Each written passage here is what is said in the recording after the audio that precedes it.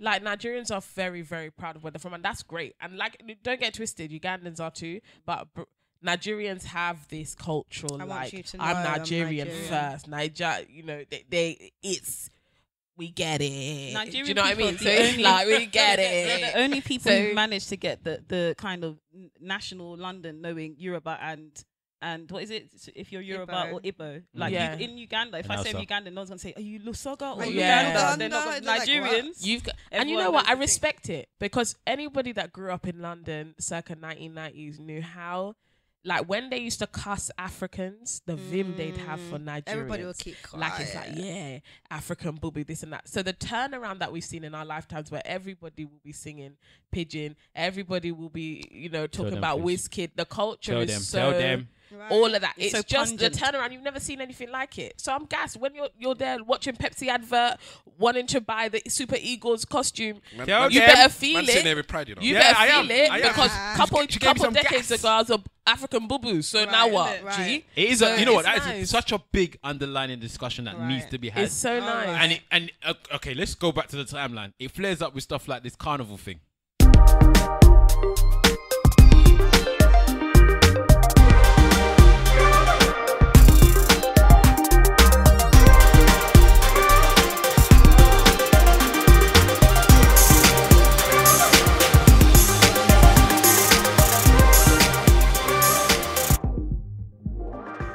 Yes.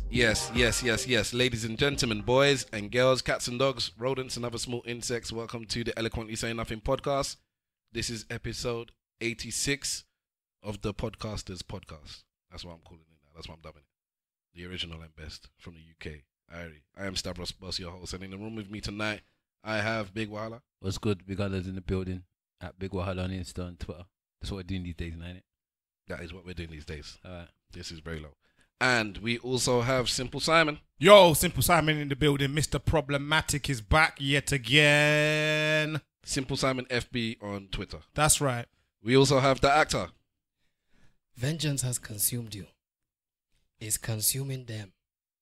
I am done letting it consume me. Justice will come soon enough. The dead are not done with you yet. What's going on, people? It's your boy, the actor, DATACTOR. On Instagram and Twitter. Chadwick, you sounded like Yeah, but he's annoyed me. Why? Because Chadwick don't sound like a proper African. You should have done it like a proper African. No. I do it like him. The fact that he sounds like Chadwick. Nah, I do it like a proper African. No, you got to do it. You got to do it. Chadwick sound like one budget African. All right, this one week, Poundland African. We have some guests with us. Special guests, 3 ladies from the Let's Talk podcast. Hey. Hi. Hello. Hi. You alright? Hello. Let me see if I can introduce you with the correct names. We have Lisa. What's good? How are you? I'm very great. Thank you for inviting us. Of course. Thank you for never listening to the podcast. And we have Afisa. Hi. Did I get it right? Yeah, Afisa is my name. Great. Thank you. Nice to meet you guys. Thanks for inviting us. Thank you for being here. And we have Faith.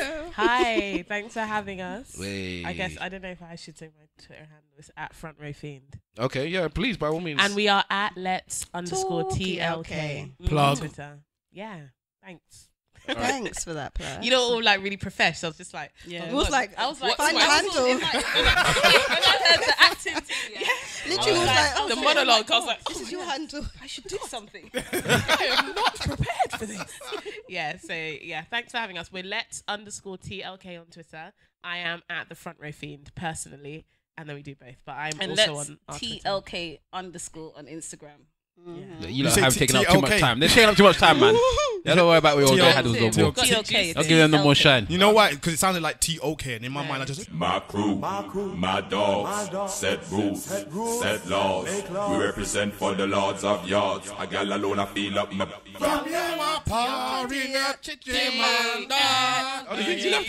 the fire, make me burn it. And that is the end of our podcast. Does he say UGUG? Uganda. Calling us out. All right, let's start from there then. You ladies are all Ugandan. related and from Uganda. Yeah, I Stavros, I'm now becoming an honorary Ugandan. Right. Yes, welcome. Welcome. Yes. We welcome you. We are glad to have you. I fully enjoy your people. You know what I like most about Ugandan? And this is the men and the women actually. What's What that? is it?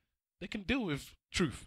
Yeah. Right. And they can take a joke. Oh yeah, Yes. right. We love a joke. Absolutely. So they don't cry online. Even when if it's people a make mean jokes. joke, it's No. great. Yeah, The it's memes not- are it better. don't have to be great. It can just be. We've usually got a drink in hand, which helps to. Well, Hala, what did you say about us? You are violent people. Violent. We're violent people. That's a new one. Shout out That's a new to one. Is the drink called Waraji? Waraji. shout out to Not Everyday Podcast. Not Everyday Podcast.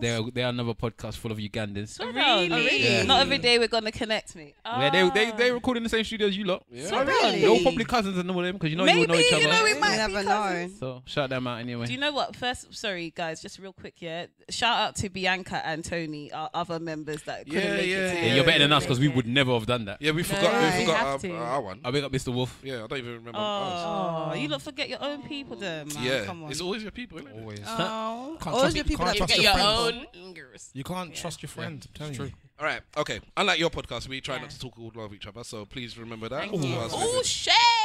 I'm just saying. There's times I'm listening, and everybody's. Well, it's happening now. Shadow. All right. So just keep that in mind. Alrighty. All right. So and us guys especially. So when the ladies are talking, they're guests. So shut up and let Yeah, them yeah, talk. we'll listen to them. All right. But I don't have to do that with you. So, Oh, before we get started, yeah. I would just like to say where we came from. Okay, go on, bro. Yeah. So Go on, my brother. We came from the Lux Afrique Polo event. Mm-hmm. Well, a couple of us did. Yeah. One of us is not. What, today? Just Yeah. today. Okay. This is why I'm wearing a bow tie. Okay. Yeah, Nice. because I was chin wigging with the. Chin wigging. That's what I. Yeah, That's Chin wagging, bro. It's chin wagging. I'm But pretty sure chin when wagging. you're from North Wheezy, it's chin wigging, isn't it? Okay. Okay. Yeah, wigging. Yeah, all right, Speak cool. for yourself. That was a slide diss. No, he's from He's Northwest. from Are you from Northwest? Are you Harry, claiming that originally, size now, yeah? yeah. Is that your size No, now? I'm a Hackney man Through through and and through, through. as long as we know. Yeah. Keep In going. fact, actually, I was just discussing something with my missus, and I will actually bring that up. And I'll bring it up right after this thing Okay, as go well. on. So we just come from there. So big up Alexander Mosu, big up everyone that came. You know, if I wasn't married, I would have picked a second and third wife there, and a fourth and a fifth mistress because it was beautiful. It was beautiful to look at. Okay. Well, so I'm just saying it was nice. There was women looking for men and there was men looking for I women. didn't see any fantastic. women there. I was blind. The blinders were I was in. blind. blind. I was Legally Stevie Wonder to blind. the situation out there, man. I was Ray Charles and Stevie Wonder combined to the situation out there. I was POP, legally Yeah. blind. Legally blind. But yeah, it was a good event. Listen, I told my woman to look at this woman's bottom, and I said, "Hold on, she's facing us. You can't see it from the front." I said, "Hold on, yes, you can. You could see her bottom from the front." There's something wrong with you. When man. you say you can fantastic. see her bum from the front, that just means she has hips, Hips. Those are Yeah, hips, but not you don't bum. have, you don't have to spoil the fun, though, that's do not you? hips. Those are I front. have That's to front because bum. I feel It's like front bum. sometimes Okay. I need a Thunder good thighs. dose of... No, it's front bum. Okay. Front bum? Yes. sounds Front like bum, I a, think you is know a the That sounds bum. like a disability. camel toe. Yeah, Like you're talking about camel sounds toe. front like bum, a innit? condition. Front bum is pom pom. A Yeah. disability. Front bum is now. what? Sounds like camel Hang toe. on, wait, what? Hold Front on, bum hold is on, from hold the on, toe. hold on, Yeah. hold on. We heard you. Everyone Yeah. is clearly What talking did over you each What say? other. people call it. Listen, Hey, listen, we're all talking over Yeah. each other, so let's try and keep it civil. the reason I say that is because from personal listening, I listen to a lot It's of so podcasts. hard to hear. It's not so I hate it so much because clearly everyone in the room is enjoying themselves, but the people outside Oh no. just can't hear nothing. I know I can't hear nothing. And I, just start, I don't like you. I start tossing my phone. Like, what's So, wrong with you? so what did you people? want to say? Yeah, I just want to big it up and say it was a good event. Next time it happens, hopefully more people will come down. Yeah, man. It was a good. And, I think it was good for people that would, were looking for contacts as well. If you wanted to get into the type of contact world and whatnot. Yeah, people Couple from celebrities TV, newsreaders. Yeah, the guy from Skyfall was there. Who's the mobile? Sorry, Snowfall. Sorry, I should say. the mobile lady. What's her name? The one that does Kenya mobile. King. Yeah, she was there. You know, there's people, man. Yeah, there were a lot of people in the It building. was good. Oh, It was that's a good nice. thing. Good thing. And it was fun.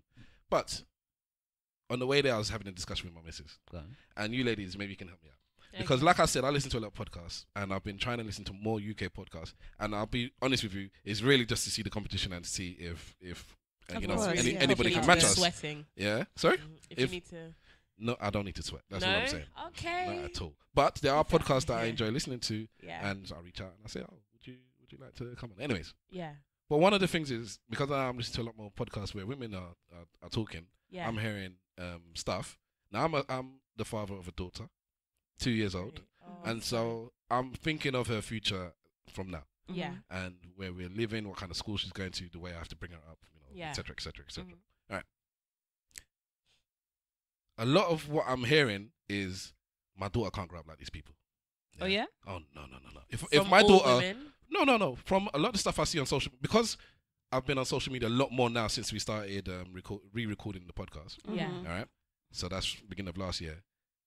And I'm listening to so many podcasts. I'm interacting a lot more with women than I used to because I was married and I just stayed at home to myself. Yeah. All right?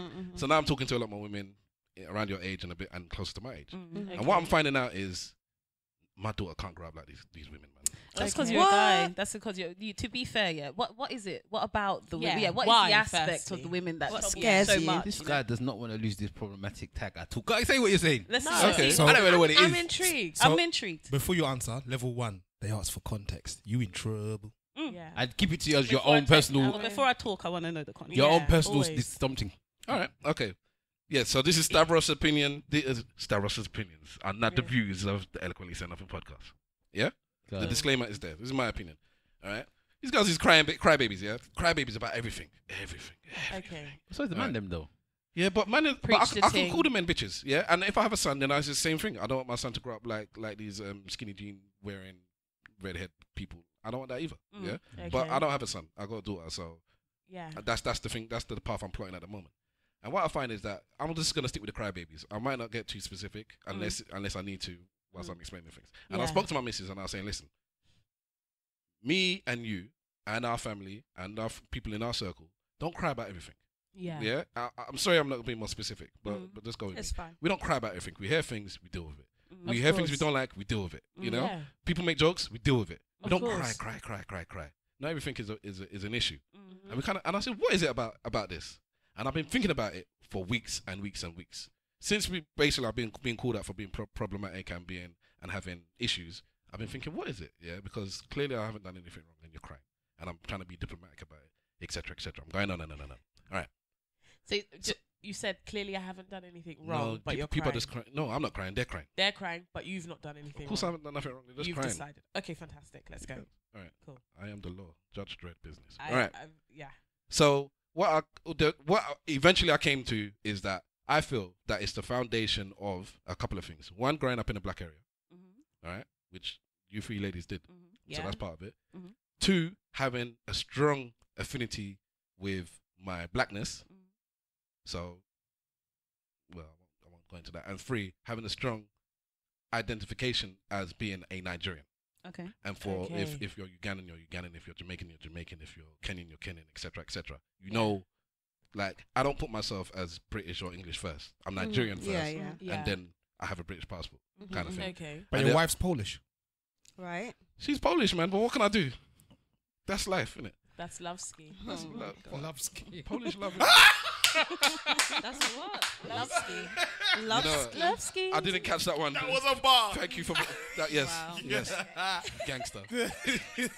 Gangster. My thing is, I do live in an area that's full of Polish. You know, the Polish don't care, you know, because when they build their shops, there's no English. No, it's just Polski sklep all over the top of the It's shop. like yeah. that is basically. They're the white Asians. We don't Yeah, they want are. Yeah. you here. They're Like, the white Asians, man. there's Definitely. there's Yes, a cafe down the end yeah. of my road. It's a Polish menu, Yeah. Polish writing. Don't worry about the menu. It's want- just sausage anyway. Don't worry. I want to Right. go. Yeah, That's it's all they And do. potatoes. pure And Sausage and mayonnaise. potatoes. And mayo. Sausage, Mayonnaise. potato, lots of mayonnaise, mayo. and carrots. Boss man. Cabbage and cabbage. and Boss man. Cabbage, yeah. Boss man, can I get chicken, please? Chicken sausage. That's what they'll tell you. And everything- Everything's boiled. For a very long time. Yes. But I always say them man there. If I don't know about them man there, they're the ones that I say that if it comes to the beef, have the polish on your back, boy. Yeah, they're on stuff. Yeah, they're on Because stuff. They're on they're stuff. not, they basically they can break bricks with their teeth. I'm telling you this now. Polish is hardback, man. Yeah, they've Yeah, come. they're They're on like stuff. Russians. They're Yeah. like Russians, Mm. yeah. So as you were saying, Stavros. Yeah, so basically, I was speaking. Do you agree with this? What do you think? She came with her point of opinion, and I said we can't let our daughter grow up like these women because I'm not having a daughter that cries about everything. Yeah, she's gonna get slapped left, right, all the time. I have to toughen her up because I can't deal with that. What do you ladies think about the situation around other ladies? I'll bring a bit more context into it. It'll be stuff around race and about sex, gender. Do you know what? Like yeah. if I called you a female, would Yeah. that I offend don't you? care. I am a I female. am a female. And also It depends on. It's who you always are. context. So it depends on the Wait. way you're saying it. If you you know- say, "Oh, you're a female," okay, I am. If you say, "Listen, this female," yeah, then Yeah. I'm got. It's the vim you've put behind it. Yeah, yeah. And you know what? To be fair, when you're saying crying about race and these type of things, yeah, I think what you have to take in context is it's a podcast. So if you're listening to podcasts, they're exploring an issue. Do you know what I mean? They may not be crybabies. They're there to cry. They're there to be like, oh yes, Are this they and that. there to talk in the mic though? Pardon? Are they there to talk? He's going to keep doing that too. He's going to keep doing that. They will definitely be like exploring the issue. So where they might not be crybabies in general, they're going to explore. So if if you're talking about colorism, they're not going to be like, well, yeah, I don't care if they what is it? Am I Lisa, not talking? Look with your eyes. Look with your eyes. You know what you do. You do No, this. you do this. Yeah. So yeah. Okay. Look, That's right. Keep going. All right. So yeah, they might be right. They might be exploring the issue. If you're going to talk about colorism, you're not going to sit there and say, you know what, I don't give a shit if anyone talks about my skin tone. To be honest with you, the end of the conversation. But you might explore, why I feel this way. Why, when I grew up, this and that happened to me. For me, listen to the accent she's doing it as well. Yeah, no. Initially, for me, I can't stand complainers because I just don't like kind of taking a victim standpoint to life, because everyone's got different issues and everyone has to. If you want to be a winner, you have to acknowledge, I'm dark skinned. Let's say, for example, you don't like dark skin. Oh, I don't give a fuck. I'm not about to die. I'm going to get on with my life. I'm going to move forward. But what if it makes a difference to you getting jobs or even? I don't care. That's my life. I'm going to win regardless. I don't give a shit. Win. I don't care. I don't care. Everything else. I don't care. Win. It doesn't matter. It's my life. Ugandan is my new peak level. It doesn't matter. I told you It's they're my life. It's the truth. It's the truth, though. But I don't care. We had a full conversation about this yesterday. Like, we don't give a fuck what people think. I don't, and I think that's fair not to. But I think to neglect all the things that have got me to this space, to get me to have the mindset where I cannot give a fuck, it's kind of being simplistic to say, yeah, I don't give a fuck. Why does anyone else? I'm 27 years old. It's taken a lot to get me to this space where I have the mental fortitude to sit here and say, I don't give a fuck. If 15-year-olds are experiencing colorism and it's making them go into themselves or suffer in any way, then you definitely can talk about that. If 12-year-olds are going through the same thing, you can talk about it. There's an idea that almost like to be black is to suffer and just swallow it. And you just go, yeah, this is just what happens to us. We just we get on with it. You're allowed to say, hey, this is happening, it's shit, and can we make it better? While still working and still fucking slaying your life. I don't like this idea that, it's just get on with it. Brush everything under the carpet. Oh, you're hurting. It's like when your parents used to say, yeah, I used to walk 5 miles. Like, I'm still having a hard day at school, G. What's that got? What's your walk to school got to do with me that's now struggling with GCSEs? It doesn't matter. The fact is, you can't compare struggles, and you can say that to be 27 or what your age and be in this space where you can say, I'm fine, I don't need to complain. That in itself is a privilege. But there are people that don't have that privilege or don't have the fortitude, and I think it's okay to speak for them and say, hey, can we make this world a little bit more better? No, but the thing is, explaining it is not complaining, is it? No. I mean, expressing the issue is not complaining. People talk, whenever you talk about something, those who don't want to hear it will call it complaining. I think I agree with Faith in that one, especially even with regards to what you're even saying, Steph. There's been times in your life, I'm sure, that you felt away and you felt that you needed something. No, I'm not disagreeing with what she's saying. And so that's not necessarily what you're talking about then? No, but I'm happy she discussed it, but I don't listen to podcasts of 12 and 15 year olds. Yeah, but they're talking about the experiences from the past most exactly. times. So sometimes it might not be not necessarily how they're feeling right now. Yeah. Sometimes it could be it's how they journey. felt from the beginning to the end. That's fine. But no problem. I get what you mean. That ain't a problem. I get what you mean that about with sometimes you listen to people and people complain a lot about a lot of things. Yeah. But in the end, that's what they want to complain about. I think we got different things that we complain about. Some people have different ways of expressing themselves. Some people don't. I think a lot of the time with the complainers, they just want to be heard. People just want to be heard. Yeah, and I think that now that we've got this space, especially this podcast space, people just want to be able to hear. They want to say stuff. Yeah, they want to open their mouth and somebody respond with a retweet, a like, or somebody listen to their stream. To say in this vacuum of human experience, there's someone that's having the same that can relate and is with you, and that's okay. That's all right. And if you're not with them, close your ears and face your front. It's okay too. Exactly. You don't have to sit here and like kind of take people down and say, oh, like, why are you complaining? Do you know what I've been through? If you don't want to complain, that's your thing as well. Because I'm telling you, if you've ever worked, in any kind of service industry job or anything, you will know that are you both friends? I'm speaking your language now, innit? Bilingual on that. You get me? She put in there still, obviously. But yeah, like white people, obviously, white people, they complain. They complain they'll about come everything. in and there's a threadbare and they'll say, excuse me, I want a whole new dress and a new house. They will complain till the cows come home. And you know what? A closed mouth doesn't get fed. And this idea of struggle that we've been fed, that it's noble to sit and take all this burden on our backs and never say anything and just be grateful. Fuck that. If you're pissing me off and something's wrong, complain. Speak out. You can still be doing shit. Don't sit idly in the complaining and expect things to happen for you. But you can definitely air your grievances. No, you are the oppressed and stay oppressed. We don't want to hear about your oppression. Shoulder it like a fucking donkey. Can I just ask, is there not a difference between stating something, letting people know the deal, and complaining? Of course there is. No. Is there not a difference? I don't think anymore. It's a very thin line because a lot of people now, they will express an opinion, but then they'll take it a little bit further and start saying something else and then build on top of it, like a stacked sandwich. My problem is agendas. When people have a problem with something and then they make an agenda about it to make other people, to make other people believe that. Flesh that out. What do you so mean? in other words, basically, people will be like, "Well, I don't know.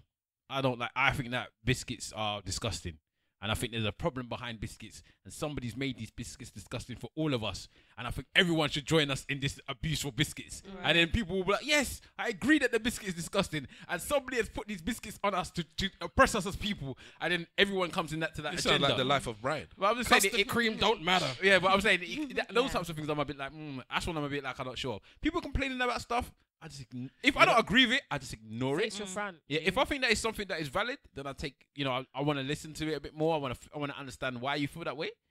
But I don't take the thing about you, Stav, which I think is a good thing and a bad thing, depending on what type of person you are. Because you're quite strong, it's not much of an issue. You take other people's burdens and issues and stuff like that and put them on.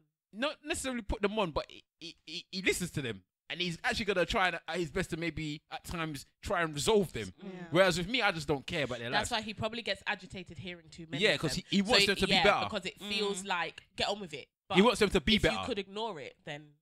That's what I'm assuming. You want the people that you're hearing to be better. And then you want them to definitely don't want your daughter to fall into their categories of being how you see as somebody that's not the way that you think they should be. Is that right in saying that? Yes. Okay. So, Stav, are you looking to start a crusade? No. What crusade? Of people doing better and being better. And not complaining. No. I'm focused on my daughter. And I suppose these people are going to be around your daughter at some point. So you do kind of have to have the people around your daughter to be better. And we're in the complaining era as well. Twitter and all that. People just wake up and... I did include into the equation that, okay, so we're a little bit older than you ladies. Okay. Myself and that actor specifically. And I did bring into the equation that we don't have social. He did not ask. It's true. It's true. It's true. Roll me out like that. It's just true. It's just true. Bring them out. Yeah. Okay. But anyways, I'm saying that we don't have social media to deal with. I was telling my wife this. Neither did we when we was growing up, to be fair. You kind not of really. No, not I was really. a big woman. We had like MySpace. Well, that's social media. And that was crap. I did not use it. When did Facebook come out? It's still social media. Facebook came out when I was... So I would have been 13. 2004. What? Came out? I didn't use it from when I used it when I was 16. Yeah, I used to use it when I was To be fair, nobody used it. 16. So you don't think that's I used it when I was maybe 19. You had instant messenger, right? I didn't have MSN. 2004, I didn't use MSN, no. people in the No, UK. but people our generation... Okay, all right. The point I'm trying to make is this. Our generation had access before you turn 20, if you feel like you're fully fleshed and feel that person, then I think we can agree that we're not, because we just spoke and you said somebody's a child, just ignore them. And they're older than 20. So if you're living on social media 18, 19 and you're seeing people live this kind of life or have this kind of body or say these kind of things and you feel you don't have that and you're trying to attain to be like that or online bullying. We didn't have online bullying. Yeah. So at 19, I could have gone to university and got thumped in my face for why you wearing a bow tie. I remember, and we had the infancies of online bullying because they'd have like sket pages from all these things. They had that, into the and front. People talking into the mic. And it was like, but they were printing things. It was like computer stuff. It was like all MSN web pages, stuff. drawing out hose from different ends and it stuff. You talk to me about this. I didn't know this. No. This is Harlesden, anyways. But let me hear about Harlesden living. They had it in Northwest, in West. They had it when people went to uni. So they had whole websites exposing hoes in Hertfordshire uni, hoes in Leicester uni. Like, it was a drawing thing. girls out. It was on top of your pictures, and they didn't even need your pictures on there. Oh wow, that's all deep, her friends. That's peak out here, man. Yeah. No, but if you think about it, that's the early stages of Facebook. That was before Facebook. That's what didn't it? Hot or not, innit? Yeah, that is what Facebook started from, really, isn't it? Yeah. Okay. And most time, the people that were doing it, you'll find out it's your brethren. Oh, wow. You'll find out it was your friend. It's always your friends. I'm telling you. That should be the name of the podcast. It's always your own people. It be your own.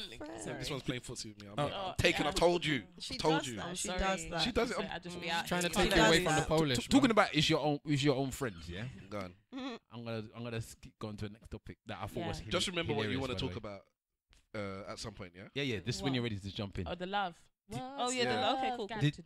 Did anybody hear about the tour with Teyana Taylor, Aretha Franklin, Kofi Annan have both passed this last week. Oh no.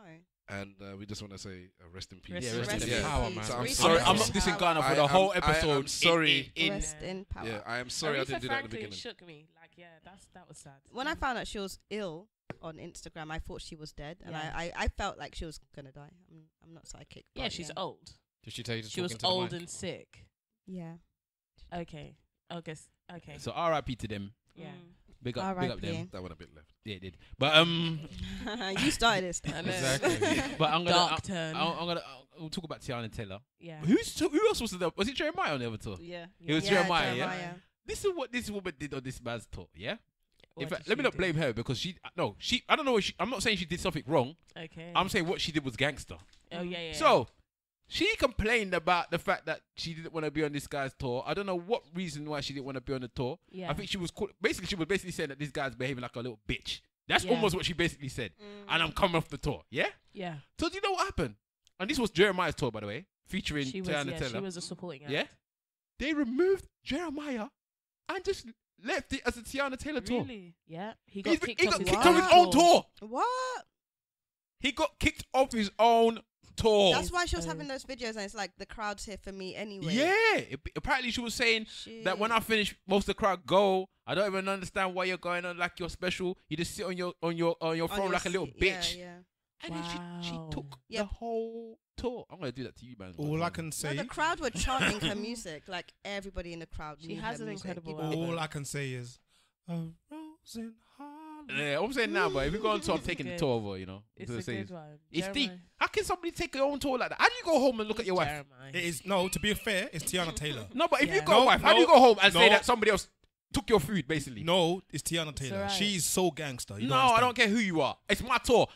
It's my tour. My name's on the tour. I put you on. And you're coming to tell me that you're going to take my own tour over. If Jeremiah's not... If Jeremiah's not lucky, if he's unlucky, and Teyana Taylor sees his wife and she likes him, she'll take her too. Ooh, freeway. What did you if a woman takes your wife like that though? Freeway. If a woman takes your wife, what happens? If your woman takes... If a woman takes your wife, what are you doing? It's just... You just cry, maybe. Say goodbye, yeah. I've seen it happen, you know. Just hoping they left some footage behind. That's an Ian Bill kind of move, isn't it? Ian Bill, man. He'll be watching it through tears. Hold on a minute. Can't even enjoy it. Tears can be good lubrication. Carol, why'd you leave? Wait, did you just say that looks good though? Crying watching the video. That's it. Nah, I don't know if you can go home after that, you know. Would Jeremiah still get paid for his tour, even though he gets... I don't know, but how are you going to go home to look at somebody and say that you got kicked off your own tour? You know what? The conversation is at home. So why are you home? Jeremiah, what happened? A bit of a sticky one. Sticky one, innit? She brought her mans and things. Yeah, so, you know, I got kicked off the tour still, innit? Yeah. You can't tell your wife that, man. You can't tell her that. You can't. Has Jeremiah got a wife? I've just decided he's got somebody at home. He's got nobody. That man has been propping up the bottom end of the R&B industry for years. Oh, what? No. Goddamn 47. No. Goddamn 47. We would not have. He's beneath Trey Songz, and Trey Songz hasn't released it. No, there is. No. He is beneath. Jeremiah was lucky. Jason DeRulo is always at the bottom of the barrel. No, he makes a lot of money. He makes money. I don't care what he makes. He's Jason DeRulo. He's got money. He's on the charts. He is Jason DeRulo. Jason DeRulo doesn't get any props. Jason DeRulo is a cringe factor, but he is flying high. You know what? One day you're gonna be sleeping. He's like Flow Rider. Are all three of you cringy with Jason? Yes. No one likes Jason DeRulo. I don't know how he makes this. No, but it's like Selena Gomez. No one likes her, but she's making fucking money. No one knows how. I do not know who Selena Gomez is. She's most popular on Instagram. She's the most followed person on Instagram. The most. Exactly. In the world. I thought it was that. What's it called? The one that does And I like it. What's that woman's name? Katy Perry. No, Selena Gomez. Oh, maybe she's the most followed person on Twitter. That one. Maybe Twitter, but Instagram, Selena Gomez. And don't nobody know Selena Gomez. That is Selena Gomez used to go. Bieber's ex-girl, no? Jason Bieber. Justin Bieber. Oh, she was in Exactly. With Disney, yeah. She was on Disney Princess. All these Disney girl, yeah. Yeah, boy, it's just a mess. So don't worry about Jason DeRulo. He's making his coin. I don't want to worry about him at all. Jeremiah ain't making no coin. Jeremiah hasn't got a pot. He ain't making no noise. He ain't got a tour to sing on. He ain't got a stage to sing on. Yeah. Somebody just take your tour like that, man. Hashtag ESN pod. Anybody out there, if you are a fan and don't feel cringe when it comes to Jason DeRulo, please let us know. I tell you something that I'm a massive fan of these days, man. And I think Stormzy's just smashing it again, man. Love Stormzy. It's like a weekly occurrence that Stormzy's just smashing it with something else. And it's just unapologetic. The Cambridge thing. Yeah. So this Cambridge thing now, I see that there was some bit of backlash from other communities. Say the first thing first, man. Okay, so Stormzy basically decided that he was going to start sending 2 black kids to scholarship to Cambridge. Putting them through Cambridge. He hooked up with YouTube, I think. Yeah, to send them to Cambridge. 2 only blacks use to send them to Cambridge. Each year. Not each black, year. blacks. And that has now caused a bit of a problem for people that are not the black community, saying that he's racist. Why is he only sending the blacks? Racist. Support your community. There's so many initiatives that support like Irish people and Scottish people and English people. They have bursaries. There's so many initiatives. This is the kind of moaning I'm talking what about, is the issue? This is the kind of What's the moaning problem? They have bursaries that just put vegans through uni. Yeah. Are you being serious? Yeah. If you are a vegan and you can't afford to be a vegan, they have bursaries to help you be a vegan. Yeah, but not. How can you not afford to be a vegan? It's expensive. It's expensive. To buy fresh Just fruit, go to the fresh garden. veg. Eat the grass. When you're busy doing freshers, what garden, G? But what colour are vegans? Any colour. Any colour, really. Exactly. That's what the argument's about. No, because they have ones literally for Irish students. People, Scottish what people. What colour Scottish are Irish students. people? White. No, what colour are Irish people? Majority of them are white. Majority of them are white, but what No. colour are Irish people? They literally have ones that are like for maybe a Scottish people of a certain clan. Like they have scholarships so niche for people that are of a clan. The McLeods. Literally, they'll have like a McLeod scholarship for people of this clan. They are literally all one race. They have Oxford has a scholarship for white working class boys. I could marry into McLeod. Find them. But they won't let you in. They won't. They'll they say might let your child in, but they won't let you in. I wear a bow tie. I could mix in with the white people. Thank you very much. All right, so live your best life. I think the initiative itself is a good thing, and the fact that he's done it is a good thing. And I think again, it goes back to looking at some of the other celebrities or black celebrities in the UK scene and seeing what Are you dragging? Are you bigging up with one hand and dragging with the other? I'm not dragging. I'm just saying like. Why does he seem to be the one that's doing these things? Like, he makes a lot more money than a lot of people. Of course. He now, makes a lot of money and he's kind of the nation's sweetheart. So he's like the he's also all right, white media. Mums. He's what? I said he's also telling people to suck their mums. Yeah, he is, but they kind of like people are in that space of anti-establishment. People want to hear fuck Theresa May. So it's okay. Like not everybody's got his coin. But so nobody it's wants like to fuck Theresa May. No, her husband does. Has she got a husband? Trump does. She's got a husband. What did you think, man? He puts out the bins. He said that. He put out the bins. The husband looks a bit like Mr. Bean. I put out the bins. Oh really? Yeah. A little bit. Not to like insult. No, but it's important. There really is someone for everyone in the world. Yeah, there really is. Yeah, of course. It's important that we do these things. And I think after seeing all the A-level results as well, and all these kids that are getting some fantastic A-level results. Brampton Manor. Yeah, Brampton. I don't know what. You need to make sure your daughter's that's what you need there. to send your daughter, mate. One Nigerian man runs the school.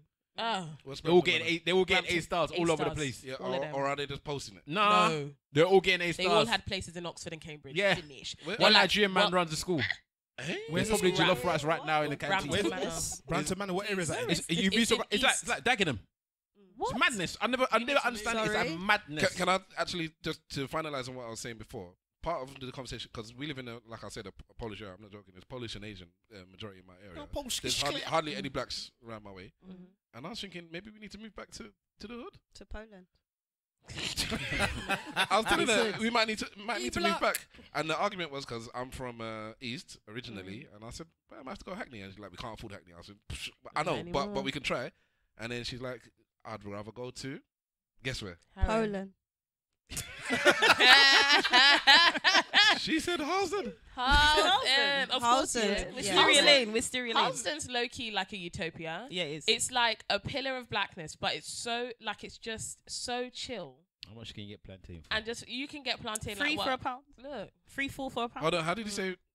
You can get Plantain 3 or 4 pieces for a pound. Oh yeah, you get dodo. Faith, could you tell me? Plantain. Okay. I'm Ugandan. What else? What did you say? Plantain. I don't know, man, but I thought I was gonna have to turf you out the room like that. A rose in Harlesden. Yeah, Harlesden's lit. Like it's like a good community environment. We grew. I went to primary school there. It was incredible. I never felt any kind of embarrassment or shame about my blackness. Blackness was the norm. It was like colorism. I didn't feel.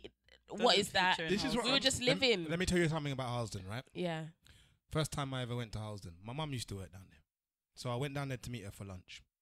Sitting at the train station, first time ever in my life that this has ever happened to me. I reached Harlesden, sitting down in the train station. Yeah. This old man, yeah, kind of frail.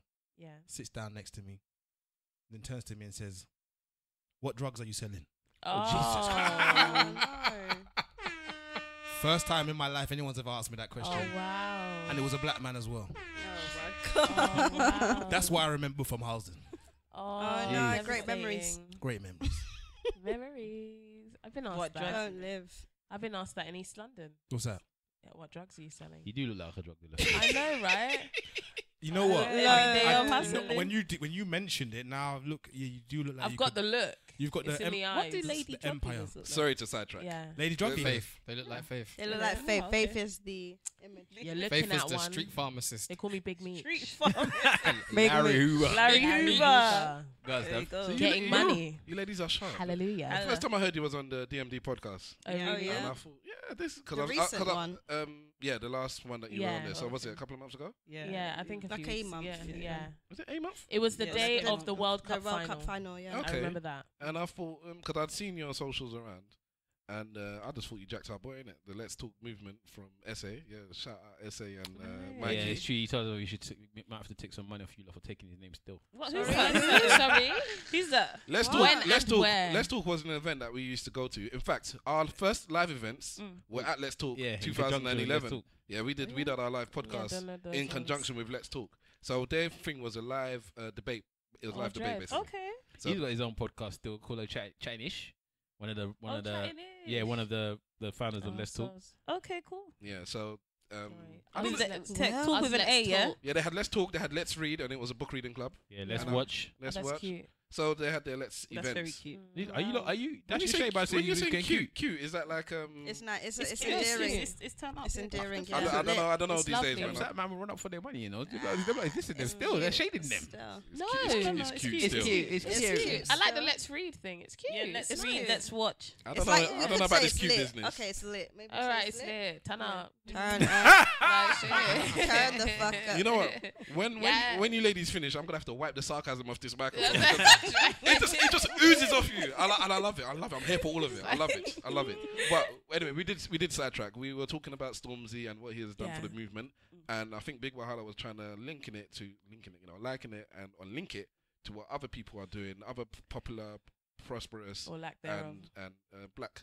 I guess I'm assuming you're talking black celebrities. Yeah, in the Yeah. UK anyway. Because Alright. it's like, obviously, we've got LeBron. LeBron did his thing in America. Yeah, Stormzy's very doing his thing incredible. here. Well, I just think, what is other people doing? What are we doing, man? Do you have to do something for somebody else? You don't have to, but it'll be nice, innit?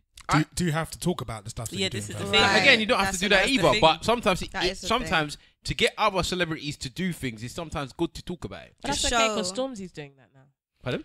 Stormzy's done it. That's what I'm Stormzy's saying. So then talking. maybe he's now pushing the other celebrities that may decide they want to get more involved in stuff like education. Yeah. I think education is important, you know. Again, I think at some point we do need to try and get university, because a bit like in America, they've got their black universities. UK don't really have that. Well, you got Brunel, HBCUs.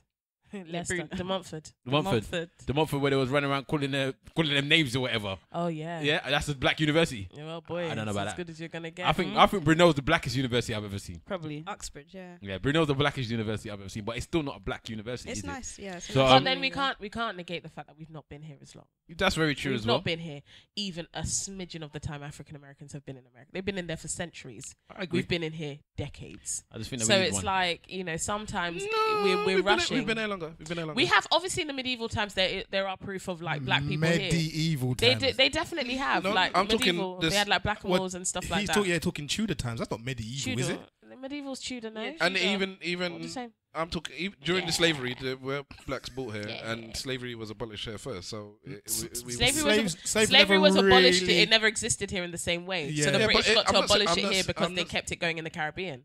Were there blacks here did they bring blacks here for slavery? Yeah, but not to the same quantity. That's not what I said though. Yeah, but I'm saying we've not existed here. Our community. No, you're right though.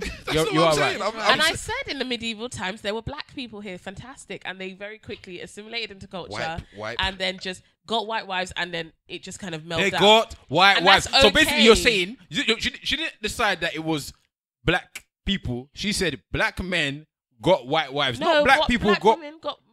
I don't know. But the communities didn't exist in the same way as they do now. So the waves that you got came post Windrush. You got like the waves of Caribbeans coming from the Windrush. Then you got Africans that came slightly later on as well. So it's like these big communities that we're seeing now have not existed for as long.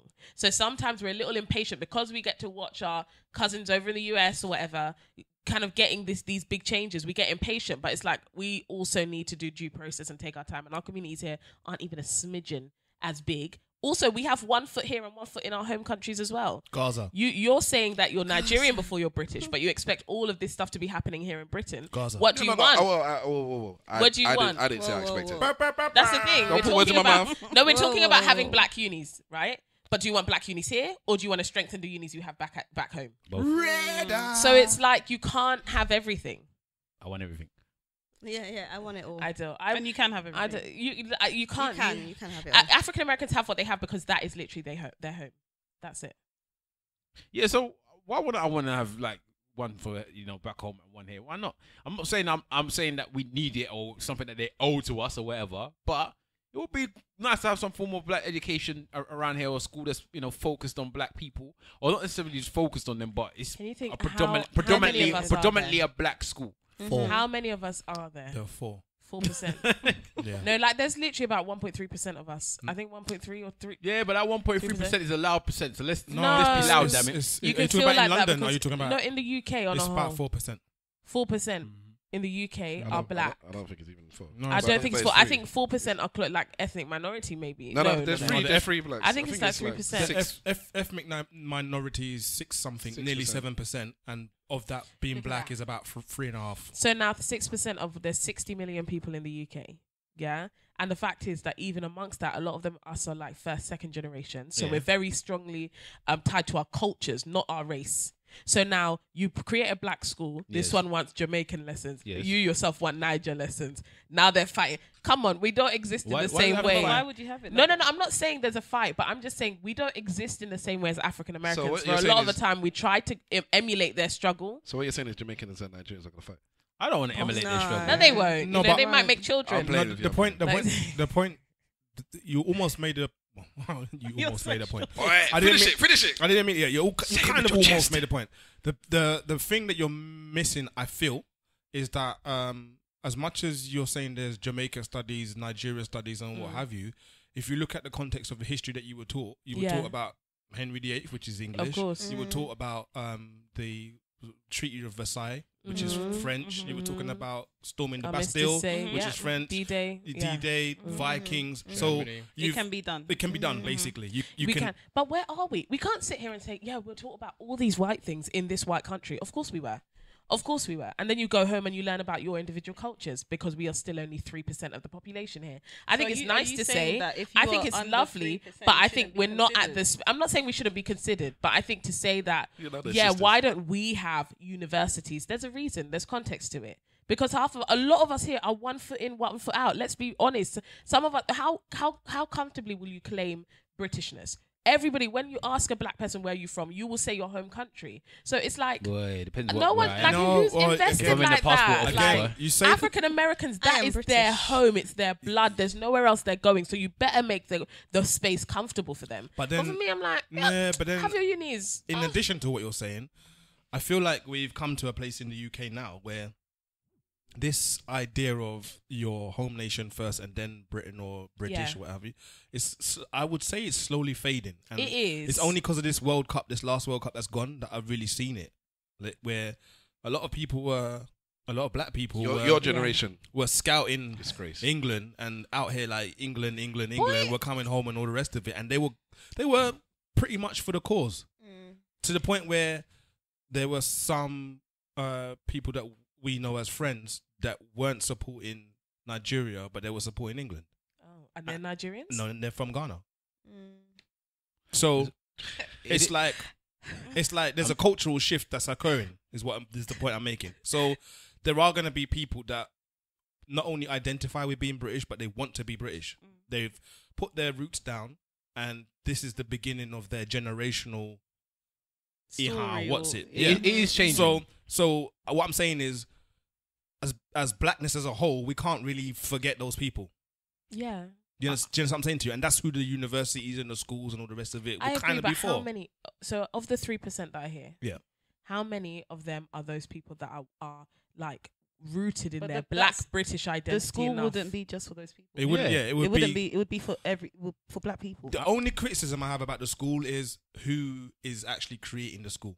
And I would say that we shouldn't look to other people to create it should be us. Yeah. That's the only thing. That's what I'm saying. Some of the blacks should just put some money together and make a school. They don't have to be a big school. It's not that easy. Well, Dr. Umar has showed us there is the case. You can make good schools with more money. But as we said last time, we were discussing, even if it's just the normal play groups or young people or primary school or something that allows a large amount of black people to go in and get educated to what they want to be educated about with black studies, I think that would be a good thing. All right, hold on 1 second. Whether or not it's feasible because of the amount of blacks that's in the country, I can completely understand that. Doesn't mean that it wouldn't be good if it was one day, which is all I'm saying. I'm not saying that that it's the be or end all, but it would be a nice thing. So let me give you the contrast now on the other side. So my daughter goes to a nursery that is black owned. Yeah, that was one of the criteria that I had for her going to nursery.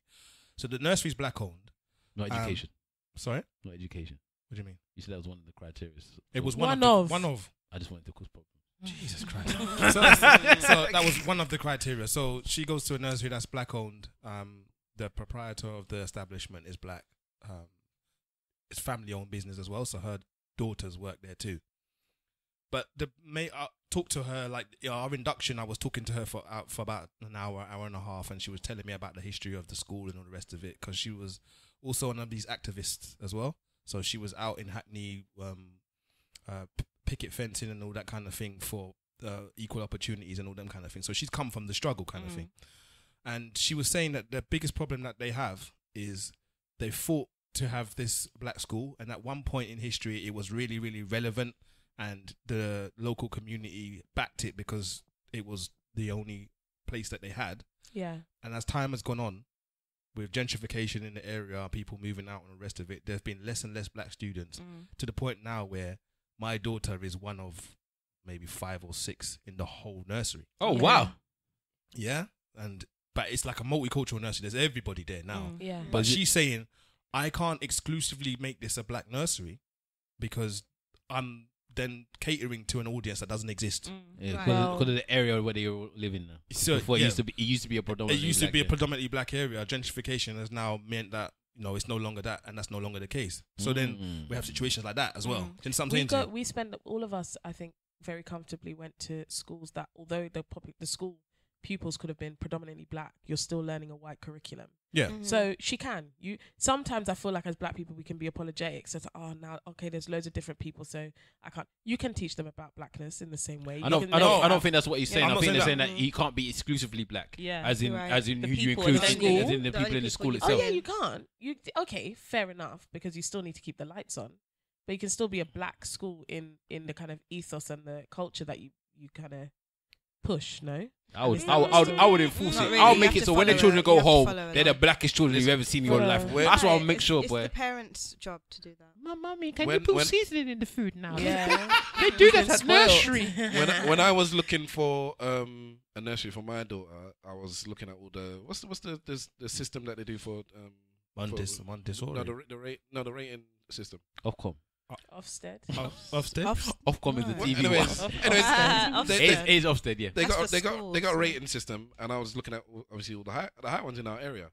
And where she goes to school is actually quite far. It's a half an hour drive from us, but it's one of the better ones. So but it's very close to where my missus works as well, so it works out.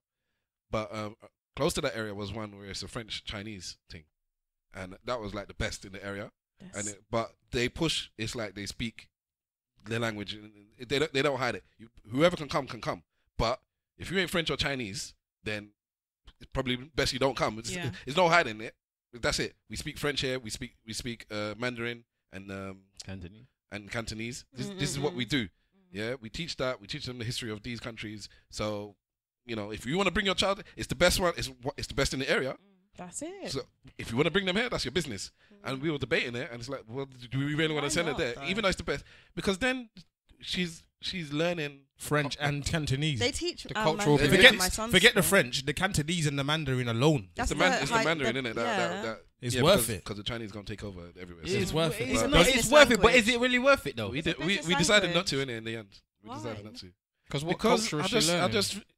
It's not about the culture; it's about the language. No, it's about the culture. The language is culture. The culture. Don't ever cut the two, because they're exactly the same. Culture is language, and that is why we've got a big problem in the black community with regards to culture and lineage and stuff like that. Because you've noticed when they did the slave thing, one of the first things they did was cut away your language. They took it away, they removed it, and replaced it with their language. Yeah. So then there's people now in let's use Nigeria for example, that come from different tribes that do not know how to speak their language, living in that country because they was told that language is not the correct language. It's tons of people.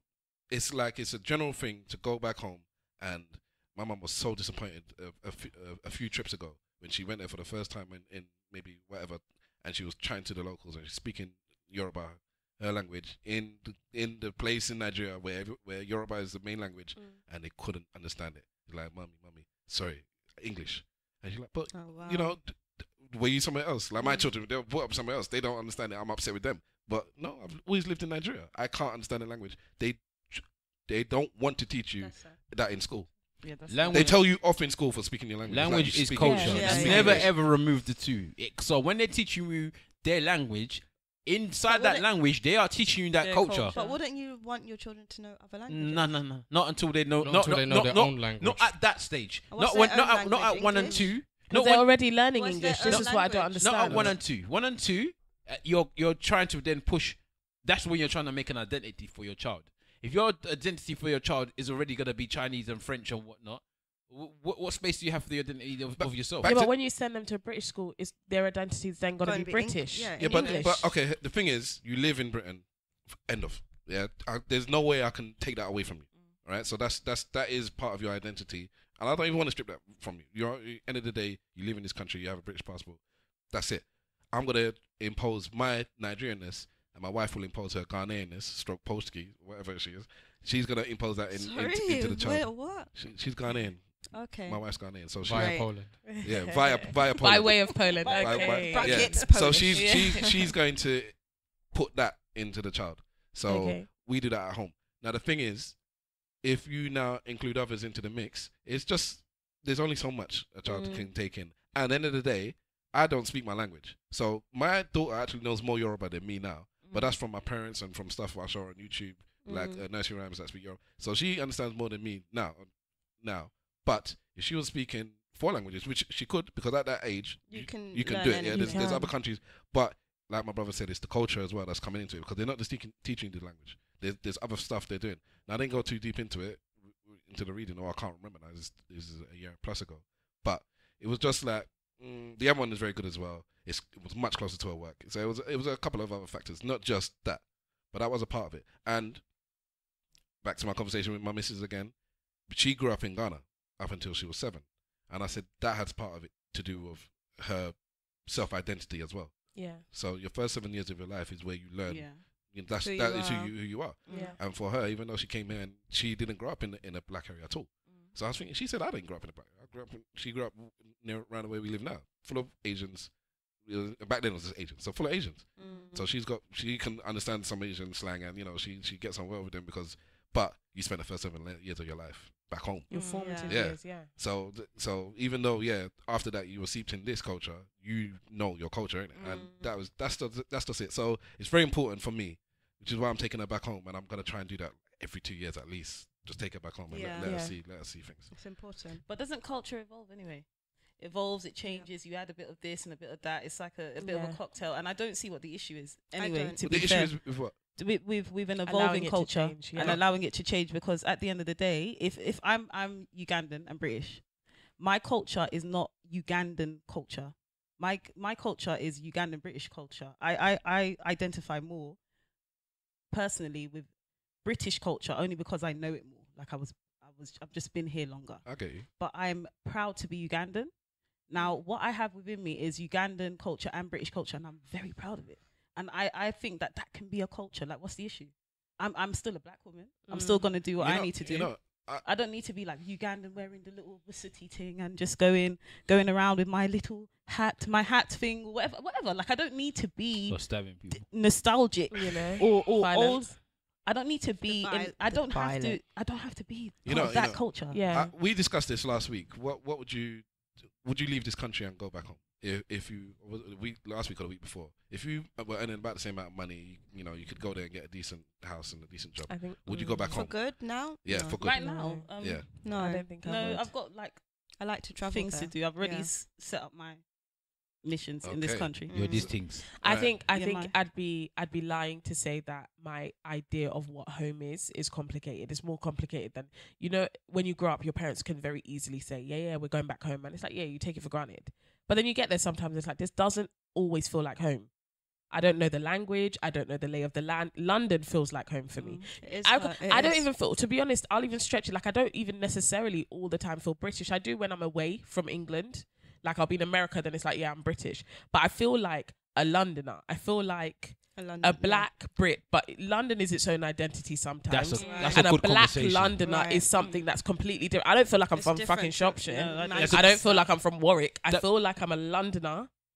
I feel like I'm black. I feel like I'm Ugandan. I feel like I'm a woman. Identity is a layer of things. So I don't think Uganda doesn't feel all the time like home to me, and that sometimes that feels like blasphemous to say when you're first generation. You're like, no, all right, and your parents say, yeah, that's your home. It's like, yeah. But I'd be lost at Entebbe, bruv. Like, they're gonna junos me like they'll junos every other tourist. It's like, home, but it's not where I reside. Let me jump on that point there, because I like that point actually. I like what you just said a minute ago there still. When we go abroad, a lot of us go abroad quite often. Yeah. So I don't know about you girls, but us, man, we travel. Right? Yeah. When you're abroad, where do you feel like you come from? Yeah. London town. When you're there chatting to people and people talk to you and you see you as somebody that's not from their country, where do you yourself feel like you come from? I feel like a London Brit. But I don't know what you mean. Okay, so I know what you mean, but I don't think that. You don't think to yourself, okay, if they ask you where you're from, what do you say? It depends what I think they're asking. If I think they're asking, I can see you're black, which African country are you from, or which Caribbean country are you from, then I'll tell them I'm Nigerian. No, if I think, you speak English, I don't know, you're American or British, then I'm British. But do you feel like you're British when you're there? It doesn't. Nothing changes. Nothing changes at all. It's always the same. I'm Nigerian, innit? Wherever I go, I'm Nigerian. Yeah. But I'm a Nigerian. Like, I'm British. I'm a British person, but I'm Nigerian. If that makes sense. So you introduce yourself as Nigerian even on holiday? I do. I do that. I do it on purpose as well most times. I'm Nigerian. Like, you go to America, Americans love to ask you where you're from. Oh my God, where are you from? Yeah, but that's the point. I know what they mean. They don't mean, are you from Nigeria? I'll tell them Nigerian London, though. But that's straight away. I am Nigerian, but I'm not from Nigeria. But that's what I'm telling them straight. If they ask me where you're from, I'll tell them Nigeria. And if they ask me where do you live, I'll tell them I live in London. Well, I'm not. I have never lived in Nigeria. I wasn't born in Nigeria, so I cannot say with honesty I am from Nigeria. Yes, but I can say I am Nigerian. Yes, you can. You're from. Yeah, you are from Nigeria. Yeah, because you are the fruit of the loom of the man that came from Nigeria. If you want to put it that way, that's when people say where you're from. That's not how I put it. I get you, and that is a version of the way you're putting it. For me, when they say from, it's where do you live? Like, even if I spent the first 10 years of my life in Nigeria, and then maybe the second 10 years of my life in Britain, and they ask me where you're from, that would even be a decision for me to ask, because as it stands now, I've spent the last 10 years of my life in Britain, so maybe I'm from Britain. Yeah. But I spent the first, so that's even then that's a choice. Why? Because you've spent equal amounts of time in both places. But my point is, you can use from is the way you put it, and it's the way that I put it as well. Okay. You can say it's where you're born and where you're raised. If somebody says to me, where you coming from, I'll say I'm coming from London. If you ask me where I'm from, I'll tell you I'm from Nigeria. Right. If you tell me where I live, I'll say I live in London. Right. But I'm not. Somewhere in that point, I'm gonna tell them I'm a Nigerian somehow. Because I want them to understand that. I don't want them to try and come with a Nigerian thing, though. Don't you? Yeah. Like, Nigerians are very, very proud of where they're from, and that's great. And like, don't get twisted, Ugandans are too, but Nigerians have this cultural I'm Nigerian first. We get it. Nigerian, do you know what I mean? So it's like, we get it. They're the only people who managed to get the kind of national London knowing Yoruba and what is it? If you're Yoruba or Igbo, like in Uganda, if I say I'm Ugandan, no one's gonna say, "Are you Lusoga or Uganda?" They're not Nigerians. And you know what? I respect it, because anybody that grew up in London circa 1990s knew how. Like, when they used to cuss Africans, the vim they'd have for Nigerians. Everybody will keep quiet. Like, it's like, African booby, this and that. So the turnaround that we've seen in our lifetimes, where everybody will be singing pidgin, everybody will be, talking about Wizkid. The culture is so... Tell them. Right. All of that. It's so just pungent. The turnaround. You've never seen anything like it. So I'm gassed. When you're there watching Pepsi advert, wanting to buy the Super Eagles costume, you better feel it. You better feel it, because couple decades ago I was an African boo-boo. So now what? Right. It is. You know what? That is such a big underlining discussion that needs to be had. It's so nice. And okay, let's go back to the timeline. It flares up with stuff like this carnival thing. Right. Okay. So let's flare it up. Sometimes the Caribbean and African thing flares up in random times. Yeah. And the carnival thing is the one that is flared up on. Whether or not it's actually a beef thing, I don't know. I don't think at this stage it can be. I get what they're saying, because sometimes I kind of get it. They say that the floats should be soca only. But they don't have that same energy for bashment. Hold on. They don't have that same energy for ragga. Before you shift off into the other direction, cool. You lay the foundation. Okay, so basically on the timeline, there's a lot of discussion about the fact that people are saying that there should be Afro beats at Carnival. Of course. On the floats. So there should be a floats with Afro beats, and people of African descent or Caribbean descent or white people or wherever you're from, or Poland, if we're talking about Polish today, can follow the floats. Yeah? Right. So a lot of people, not just Caribbean people either, as well as there's some people that's also of African descent as well, or should I say, claim to be of African descent, are saying there should not be Afrobeats float, because all floats that should be on the street should be soca only. Yeah, and there's a big hoo-ha going back and forth where the Africans are saying, "Well, why can't we have our float? Damn it!" All right, hold it there. I want to get the views of everyone, particularly the ladies. So, go ahead. They should definitely have Afrobeats. First of all, they have hip hop and rap. You're right. Why not Afrobeats? And bashment. And all of you. I've had one too. Lisa, you start. Lisa. Yeah, they've got hip hop and rap. So why not Afrobeats? Whoa. And second of all, a lot of people from Caribbean descent are claiming their kind of African roots. I'm Nigerian, I'm Ghanaian, I'm going to do my ancestry thing. So why can't we have Afrobeats? Why not? What's the issue? Afisa? I've got my neighbour at my mum's house, that's St. Lucian, and they listen to a lot of soca. They really like Congolese music, because it sounds very similar, Afro funk. Mm-hmm. All that music sounds very similar to soca. And she loves it. Half the time she's playing music that's African music in her house. And she's born and bred St. Lucian woman next door. So... Saka Faith. So, yeah, right. Saka Faith. Wherever it fit. Yeah. So, having an Afrobeat float I don't think... Why not? They're not just going to play Ghanaian music and Nigerian music. They can play music that sounds like soca, right? Carnival vibes. There is actually a soca... Faith. Oh, sorry. 1,000,000% there should be Afrobeats. 100%. The fact of the matter is, it's exactly what Lisa was saying about culture shifting. Carnival was started by Caribbeans, yes, because the Caribbeans were the predominant black people in the country at the time, the post-Windrush people. Cool. Blackness has changed. So allow other people. I'll be honest, I don't know whether it sounds discriminatory. I'm not trying to hear other cultural music. I don't want to hear Bangra float. But I think if it's black music... Let the black music fly, whether it's hip hop, whether it's Afrobeats, whether it's soca, bashment, because those are all different, genres. Let it fly. All right, you blacks can talk now. Wow. See, if we want to say something, go on. Did I? Yes. Yeah, you wanted to jump in there. I've forgotten now. It's gone. I think Lisa made a point about there is bashment on the floats or something. Hip hop and bashment. Oh, that was it. I was going to ask: are there actually hip hop floats? There is. Yeah. There is hip hop floats. Big Meech, Larry, You'll everything. hear trap, And it only plays trap throughout the whole carnival. You'll go with it, and it will only play trap. Right. I ain't been for a while, so. And I bet you any money now they're probably going to have this UK kind of grime Afro swing at carnival. Swing. There's going to be lots. You're going to hear Kojo. Apparently there's Kojo funds and all sorts. Yeah, there's actually a Afrobeat soca mix thing now. I forgot. My missus was telling me like there's a genre now that's just mixed.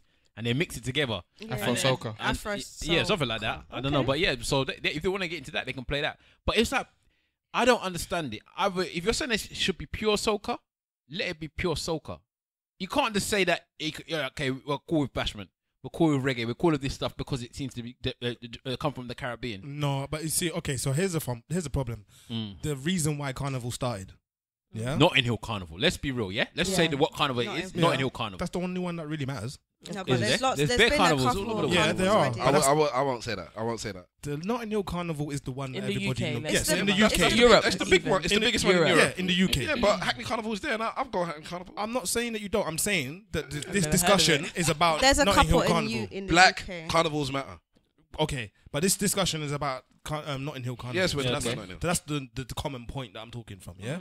So the reason why Carnival started, if I'm not mistaken, is it was a direct response to or type of protest in regards to mistreatment of the the Afro-Caribbean community in this country. Well, I should say the Caribbean community at the time, because Windrush, there weren't so many Africans over. So it was about the treatment of the Caribbean community in this country, in London specifically. Yeah. So you have a vanguard of the carnival who still have very, very close emotional ties to that original reason for it starting. And they are some of the people that have the problem with everybody else jumping on the bandwagon, because although it is a celebration, at the same time it has political background, and the further we get into the dilution of it is the further away we get from that political background. So over time we're changing now from having a meaningful event that's now turning into We Are the World, effectively. Yeah. So there are people that are going to feel the way they feel about that. Now, the reason why it seemed like a bit of a contradiction to us is because we see blackness as a whole. Yeah. And we're saying we are all African and this is our music, and the music that you're talking about, soca, came from this music anyway, if you really want to get down to it. I'm saying, but keep going. But so their thing is, what happens now? We let this type of music in, we let that type of music in, and then before you know it, we've lost the whole purpose of where we're coming from. You understand what I'm saying to you? Right. I think that the first of all, shout out to Claudia Jones, because she was one of the founders of the Notting Hill Carnival. It happens with everything. Within time, it gets diluted, it gets changed, it becomes something that becomes acceptable for everybody because you want inclusion, and with inclusion comes change. So with Carnival, you've seen it over the years. It's changed. The floats have changed. The stands have changed. The music has changed. The audience has changed. The audience has changed. Exactly. Before long, it's going to become Eurocentric. Right. And then that's going to cause another debate. So I'd say let Afro beats in, because like you said before, it stems from black music, African music. Right. The roots come from Africa. Right. The whole of carnival roots come from Africa. Right. So it doesn't say Why that. not I get the reason not to say that Notting Hill Carnival. I get the reason what you're saying with that. But carnival itself has a different meaning. So there's carnivals in different areas, in different places, for different reasons that kind of link to the same thing that you're talking about here, which is the mistreatment of the slaves in a way, and that was their way of doing what they were doing. Celebration of oppression. And that's how this one of doing Notting Hill Carnival in the first place. And in saying that, those carnivals still stem back home. In fact, let's even link it to the Yoruba tradition, because if you notice in Carnival, what do they all wear? It's masquerade. Exactly. Let's be real, yeah? Can I ask? There is links that go back to everywhere to say this goes back to certain places. So you can't just discard them and say, you know what, you lot piss You off. can't come play your music. Let me ask one question. Yeah. Let me ask the ladies, actually, see if you know. Where's another area where carnival is very popular? Trinity. Nottingham. No, not a black area. In UK. No. Not Brazil. Amsterdam. Rotterdam. Country. Brazil. Brazil. Yeah, because somebody tell me. Because Brazil had, outside of even more so than the United States, outside of the Caribbean, Brazil had the largest influx of African slaves. Oh. From where? From Africa, of what course. Part? West Africa, the slave coast. Yeah, but the thing is, and Masquerade. a million percent, a carnival stems from Africa. And to be honest, even if we talk about Notting Hill Carnival and its inception, yes, they were talking about the mistreatment of the black community in Notting Hill, and it just so happened that the black community at that time was overwhelmingly Caribbean. Now black community, who's still being mistreated, mind you, isn't overwhelmingly Caribbean. It includes Africans. So if the treatment is still there, and we all still have those meanings, and they still have that underlying feeling, why wouldn't you include them and say, nah, listen, right now we are all going through the same thing. No one's picking out Caribbeans to mistreat them. And everyone's getting it out because we're all here now. And when the fights erupt, is the support is from Africans and Caribbeans. We all unite. Why don't you Africans just start your own carnival? So I think they should. I think that there should be a very visible updating of this. Like what we've just come to just now, it should be a very visible thing that we're saying now that, okay, this original movement has now transitioned. Right. Yeah. So the movement is the underlying foundations are still the same, but the groups of people that are affected have expanded. There should be press for that. So the three ladies from Let's Talk all believe that Afrobeats should be inclusive. 100%. If they want. Wahala, you believe it too? I think you need to be able to whine and shaka at the same time. Of course. Simple things. Come on. The actor, you believe that too? Yeah, a little bit about South African house should be in there as well. Okay. Simple Simon, I don't know. What was your thing? What did you believe? Do you feel it should be the decision is yours? Should be included. I come here with complete objectivity. That's all, because I'm right in the middle. So I see both sides of the argument. Yeah, but you have the choice now. So you have to. I don't go. You have to push the switch. I don't give a nobody's shit. asking whether you have to push the switch. Somebody's put it in your lap. If I say push this, I would say obviously I'm going to say yeah. It just makes sense to me. My problem is this. So I'm the only one to say no. You're saying no. Why are you saying no? I fully understand them saying that this is like I say often, very often. I like putting myself in the other person's shoes. Let me try and put myself in your shoes before I talk from my point of view. Okay, go on. So from your shoes, brother, what you're saying is that this is our thing. Yeah, it started off being our thing. Whether you know we're talking about blah blah blah, but it started off as our thing. Yeah, and I want it to remain our thing. And if it was my shoe, if I was in, if I were in those shoes, then I'd understand that. Okay. So that being the case, you said that this is our music. We started off doing it this way. If we want to allow X, Y, and Z in, so let's say they allow floats that have whatever, floats that allow this, it's my decision to make that. And when I say my, I mean us as a community, as a Caribbean community, then that's their decision. Who am I to come there and say, no, what I think is you should include this for these reasons? What, in the it's your floats, choice. Because no man can come and tell me, no, you can't come into my podcast and say, well, because we're all black and because we're all African and because we're on the podcast now, you need to do it this way. I said, no, it's our thing. It's our thing. So we make the decision. You may say, well, it's different. But it is different. But at the end of the day, is it the actual people themselves that are doing carnival that I don't see them because I don't know. Yeah, I see the timeline and I just see random people that have no idea of the reason as to why carnival started in the first place. All they know is that it's a Caribbean thing and you Africans shouldn't really be here. That's all. So here's my question now, yeah, to what you said, Stavros, yeah. So if now the local council says, yeah, you know what? It's a white country. This is our country. That's exactly how I feel. We want some white floats on this motherfucker. Right. What would you say then? I always say, it's our thing. And this is the thing with me. It's your thing, but it's on my streets. Okay, this is the thing with me talking about going right back. I'm gonna keep going back to this conversation with my missus. I'm in Britain, yeah. So if they want to do things their way, then who am I? I always say, if you don't like it, go back home. Yeah, but when you don't just say that you want universities. Then we're gonna say no. Sorry, that was me. Did you say? No, he said that. He don't speak for everyone. So that's another thing. People that listen to the podcast, one person doesn't speak for all of us. So he said it. I don't know. Who's he? Wahala said it. Stavros didn't say it. Not that I disagree with him, but I just didn't say it. And at the end of the day, I'm not. It's different anyway. If I'm saying black universities, then by all means, because I am for black empowerment. So if that's gonna help black people, then so be it. Because carnival doesn't help us. How? Celebration. Black empowerment. I mean, blacks coming together to celebrate. No, but okay, well, this is what I'm saying. It's a spiritual thing, you know. Carnival means farewell to the flesh. Okay. That is what it means. It's a spiritual activity. All right. If I'm in Nigeria and there's something going on and Europeans have come and they're doing something and for some reason, I'm not agreeing that it should be done, by the way. So don't get me wrong. For some reason, we're saying we want to do this, and they're saying no. I say it's my country.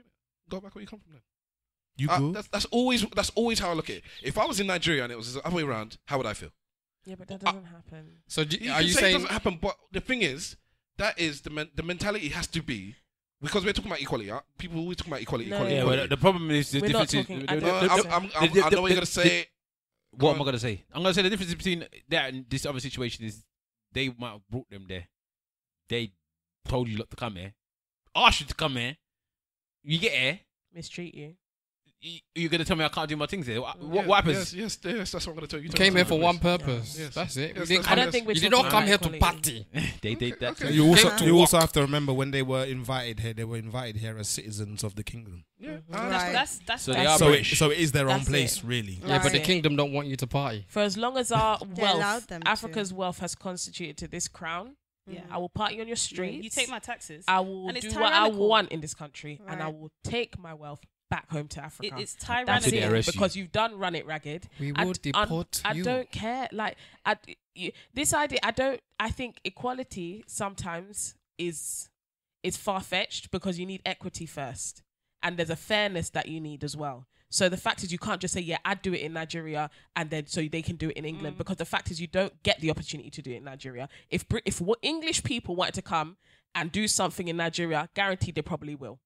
Guaranteed, because the Chinese are doing it currently in Africa. They're doing what they want. Yeah, but Africa is defenseless. England's already done what they wanted. Africa's They've defenseless. That's the rhetoric I don't like. That's the rhetoric. I'm not saying they're weak. I'm saying they are defenseless. I'm saying hundreds of years of ransacking a country and their people leaves them in a situation where they aren't able to defend themselves. It's not that they're weak. It's not that they're incapable. It's that they've ransacked it and they've left us in a position where we can't defend ourselves. This is why we invited you on the podcast. This is why. I'm now going to remove the power of the Black Panther. Yes. I love a good debate, man. I love a good debate. All right, so let's move on. At least I had the discussion. Oh yes, the lovely love. All right, you're gonna have to explain it then. Well, I'm gonna try and kind of gather my understanding of what went on, because I kind of jumped into the conversation between Faith and Wahala. You want Wahala? No. Stavros. Was it Stavros? I ain't having that Oh, debate. sorry, it was Stavros. Yeah. Indeed. So I jumped into the conversation. It was What Tony I as well. understand was happening was that there was an understanding of love that Stavros didn't agree with. Right. I don't know what do you number your episodes? Yeah. It's So the what was- newest one. So what's the number? Then? I do. I think it's 49. Number No, 20 something. 27, 23, 9. 28, 20 something. Maybe it's 29. It's then. the Alright. latest. They're gonna The come. latest They're gonna one. come with the number in a moment. But on their latest episode, they really discuss short, love and relationships and stuff around that kind of situation. marriage. Right? 33. Ma- Episode 33. Episode Okay. 33. It was rogue boy. 23, 27. What is it? So hold on. 33, Let's look up 33. So 33. So you can go back and listen to that for reference for what we're talking about. So they were talking about stuff like that. And so the other two members of your podcast, are they sub 30 as well? Yes. Yeah. So clearly they were talking like young people because they were just talking nonsense. So I went on Twitter and I was like, I mean, they were talking stuff like the beginning stuff you were talking, and like most men would have switched off with the stuff you were talking about. In What the was beginning. it? I don't remember, man. So, which proves my point, I guess. It's like it's just that was a woman's conversation that appealed to women. I feel, Okay. but I'm listening in. Then you got to, in fact, even the second part, I think most men wouldn't be. But I don't know what part you're talking Well, you about. have to We be talked specific. about genuine. Well, that genuine. you also can go back and listen to your Oh, own podcast Lumpkin. for reference. Are you Yeah? talking about when we were saying that getting love is a choice? No, he's talking about before this. So Oh, now he's talking Get- about how get to the his point journey about through what- our Stop me from getting to episodes. the Get point. to the point about Yeah. what you know. But But the I thing can is, understand why, because yeah, you do the same context, thing. yeah, context. You Let do the us know same where thing. you're going. I am saying that. Sorry. The first bit I mentioned, I guess it's not really applicable. But the second part of the podcast, you started really delving into love and relationships. And although I feel most men would, kind of, that is like something that I'm very interested in listening to. I love talking about it. I love listening about it. And I disagreed with a lot of the stuff. So in fact, I'm gonna have to go and find the tweets that I actually wrote. Vehemently. So I went onto Twitter, and I made some notes. Yeah. And I throw them out there, and I discussed what I disagreed with a lot of the points that were made Okay. on Twitter. So I'm gonna have to find the thing. Are you gonna read all them notes? No, it's a small. It's Twitter. How Look at what many Hannah's characters saying. is it? Let me find In the meantime, can we establish something? Go ahead. Yeah. Mhm. She said, "Do you love me?" I told her only parling. I only love my man and my mama. I'm sorry. And you know me. Hey. You sang it like you was there, bruv. Yeah, I was there. Like we do know you. We don't know you, bro. Can I just say, what's the song that's popping off now, the Drake one? In My Feelings. Yeah. When that album come out, did anyone care about that? No, that guy made that song. That That's why he paid him the money to do it, man. Kiki, do you love me? Are you riding? I had no idea. As far as I was concerned, that was a song I would have skipped one time. But now I actually listen to it and sing to it and scream to it. And he's Drake, man. I actually go to look for it. So, all right, this whole section on love on the Let's Talk is legit vexing me. I really enjoy these women's conversation, but the way my emotional side is set up around love, bitch, I need a moment. Yeah. So first of all, I said love is not a verb or a choice. Yeah. You can choose to put yourself in. Let's just stick with love is not a verb because you discussed love being a verb. He said love is not a verb or a choice. You can choose. Right. That's exactly what I said. Okay, I'll finish that sentence. Thanks, You can choose to put yourself in or out of a position or around a person to allow that love to flourish, but you don't. But you cannot choose to love this person. I cannot say I'm going to love you and then choose to love that person. Definitely. You can say I want to fall in love with you. I'm in light. Okay, you can say it, but you can't do it. You can. Yeah, you can. Maybe everyone's different, Stav. That's bullshit. This is why black people don't succeed, you know. Why? No, because we choose to love. But can I just make a point? Initially, and I am telling you. Here's what I don't understand. We had this conversation with someone recently at VQs. Yes, we did.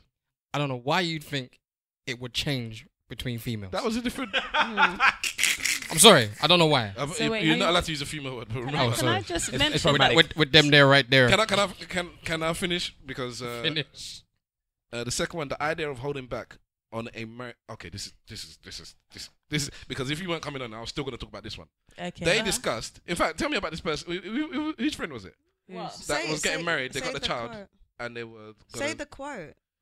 Or say what you're going to say. There's no content. Well, I'm telling you, you're too busy thinking about something else instead of listening to what I'm telling you now.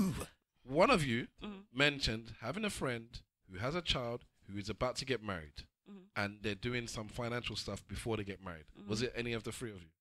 No. Financial stuff before they get You don't remember? No. Wow. I think that was Tony. You don't listen to your own people. Tony. I think that was Tony. It was Tony. She said, right, my friend has been with her partner for whatever long. And they have a child. Oh, yeah, that's Tony. They are going to get married, but before they get married, she wants to sort out the finances so that if anything happens to her, the child gets all the money. We got more from Collide the Box podcast. Right. She was saying the same shit, wasn't she? The same thing? Yeah, she was saying that she wants to have her own money or things sorted around away from the husband. That's different. That's before she's even met the man. This person, you were talking about when she met the man. Okay, all right. In this circumstance, I am with somebody. We have a child. We're not married, but we're going to get married. Before we get married, I need to sort out all my finances so that if I die, everything I have goes to my child. What's the issue? Got nothing to do with you. Okay. What's the issue? No, first of all, can I just say Tony's Nigerian and she's got a very Nigerian mentality towards money. It's her friend. She didn't say she's in that she believes in that wholeheartedly and she said she should do the same. What I was saying is, but I don't agree with it. I don't agree with that. So why didn't none of you pull her up? We did. I did. And everyone did. You just didn't listen. I didn't. I agreed. A lot of people except and Afisa did. Afisa agreed too. Yeah, I don't agree with that. So how many of you on the podcast? If there's only one of you disagreed. I didn't agree. Bianca didn't agree. Bianca didn't. Yeah, that's it. Does Bianca talk? I'm married, and I've been married for, this is my 6th year. My son's my only beneficiary. Okay. You don't trust so it's not about trust. It's he saves You're money. A big man. My son's got a savings account that money from me and him go into. For my son. Okay, I don't understand. Is it different? That's different from everything. When I die, everything goes to my son. What? Yeah, everything of hers. That's his role. My role is here. My money, I work for my son. So my son is my only beneficiary. My husband isn't. We discussed this the other day, and this is what I said. So when I died, there's no money coming from me to my husband. I said this the other day. I said my money is our money, meaning mine, the wife, the child. Yeah. Mm-hmm. Her money is her. No, my money is our money. If we were just me and her, it's our money. Yeah. And her money is her money, yeah? That's what I always said. Yeah. Then I said, when there's a child... I disagreed with that. I know you did. I said, whenever it becomes a child, is my money is our money. which is everyone's money, and then her money is her money and the child's money. Exactly. That's what I said. So I kind of get what you're saying with that. Do you know that's what they, sorry to cut you, but that's what they say in Islam. And I'm Muslim, yeah? And we got married Islamically. They say that a woman's money is her own money and a husband's money is his family's money. So really and truly, well, there's nothing wrong with it. It is cool if the man can financially deal with everything, no sweat. And when I mean no sweat, I mean no sweat. Yeah, as in if you could decide just to run away for 6 months and he has to deal with everything and it's no sweat. As in he could hire somebody to now look after the child if he still has to go to work. If it's no sweat, then I can live with that. Because your money actually means nothing. Because he's dealing with everything anyways. Your money is just surplus to everything. You're going to have to because she's dead anyway now. But the point is, if he cannot do that, so I don't know this person's situation. So I put it that I just put it in my head they're just equalish. They're earning equal amount of money. They're putting equal amounts towards whatever. If I now have to downgrade because you've died, because of a life lump, maybe you've got life insurance, and that would have paid out, and that would have sorted us, your family that's remaining now, for the next 10 years or 5 years, or helped us out, whatever. But I can't dip into that because that's with the child, and the child maybe can take out when they're 18 or whatever, and the child is 5, 4. Then you're not helping your child. You're hindering our progress because of what? Because I don't get it. Because of what? What benefit do you get from giving it to the child? Because for me and my wife, if I do that, what I'm saying is that I can't trust you. That's what it means. I cannot trust you. This is how I see it. First of all, I don't think it sets a good grounding for the love that you have. First, who are you? When you become my husband, you're like my family. To me, personally, that's how I see it, right? Yeah. And I say, well, you can't have my money when I die. What? Who are you? Are you straight? Hang on, can I please explain? Yeah, Lisa, tell him. If you are my husband, to me, you become like my family. Yeah. Yes. If I pass away, you are going to get my money. This is a unit now. We become one unit. We are going to support the child, and I need to make sure that you're blessed as well. The reason why I say that is I think that all of that kind of thinking is from an old kind of backdated patriarchy kind of system. Yeah. Right now, we make peas. Girls make peas. Yeah. And we're a family and we love each other. What is the issue? Take the money if I'm dead. So I want you and my child to have a good time. I want you to have. I want you to be after. But I just want to interject quickly before I forget. What if you and your husband's decided to take out life insurance as a partnership, and your husband's just not on it? Yeah. So now you've taken out life insurance, and said, "Fuck it, he's not on it. Why are you going to take Pokemon balls into the situation?" No. It's a question for. She was talking about. If I die, have my money. What if he has no life insurance? So when he dies, I'm fucked. The situation. So I'm taking out life insurance. I can't take out life insurance for me and him if he's not on it. I'm going to take out life insurance for myself. Where I'm going to sign for him and my child. I'm going to sign for myself and my child. When my husband dies, if he dies today, God forbid, there's no money there. Because he didn't take out. He don't have life insurance. So are you punishing him for? No, it's not a punishment. It's a security for my child. She's basically saying it's security. She's like saying, well, if you want to take out your own life insurance, why am I taking it out for you? No. It was we should have taken it out together. But if somebody says I'm going to we should do it, and it never gets done. What I just sit on my hands and it never gets done. You can set up life insurance so that if you die, God forbid, or it can go to everybody in the it goes to your husband, including the husband or whoever. So cool. I don't get what you're on about. So Stavros, you're saying in this situation, you should set up your life insurance. Your husband, you've explained to him the benefits of life insurance for both me and the son. And my child, should you pass, you've now chosen, me and our son, whatever. So I've explained it to you as a parent and an adult. Yeah. You've chosen not to take it out. Yeah. Me, myself, I should take it out to share with you. My friend, idiocy will catch you. Yeah, but my son will be fine. Was that the question? Was that the state? This is like a case study thing that you just thrown in just now. That's all it is. You thrown that in right now, just now. No, Afisa posed that because she's a person I know, but that wasn't the initial point. One at a time, ladies. That wasn't the initial point. Even then, even if we go down the side avenue, I would like to come back to the main thing. But even with the side avenue, yes, you should give it to the husband because the husband has to look after the child when you have passed. The child is not looking after themselves. That is a nonsense.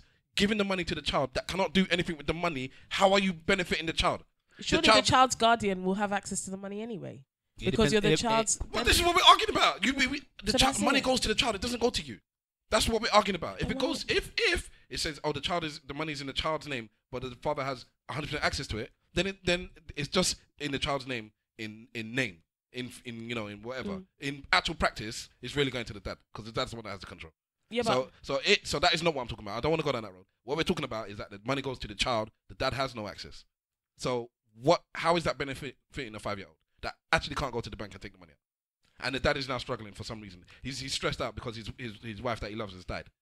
And then he realized, wow, this donkey of a wife has said that I can't actually. He called her a donkey. Yeah, I can't get to the money now that I've got some sort of mental illness because the woman I love has died. And then on top of that, I found out that she didn't trust me enough to leave me with the money to look after our child.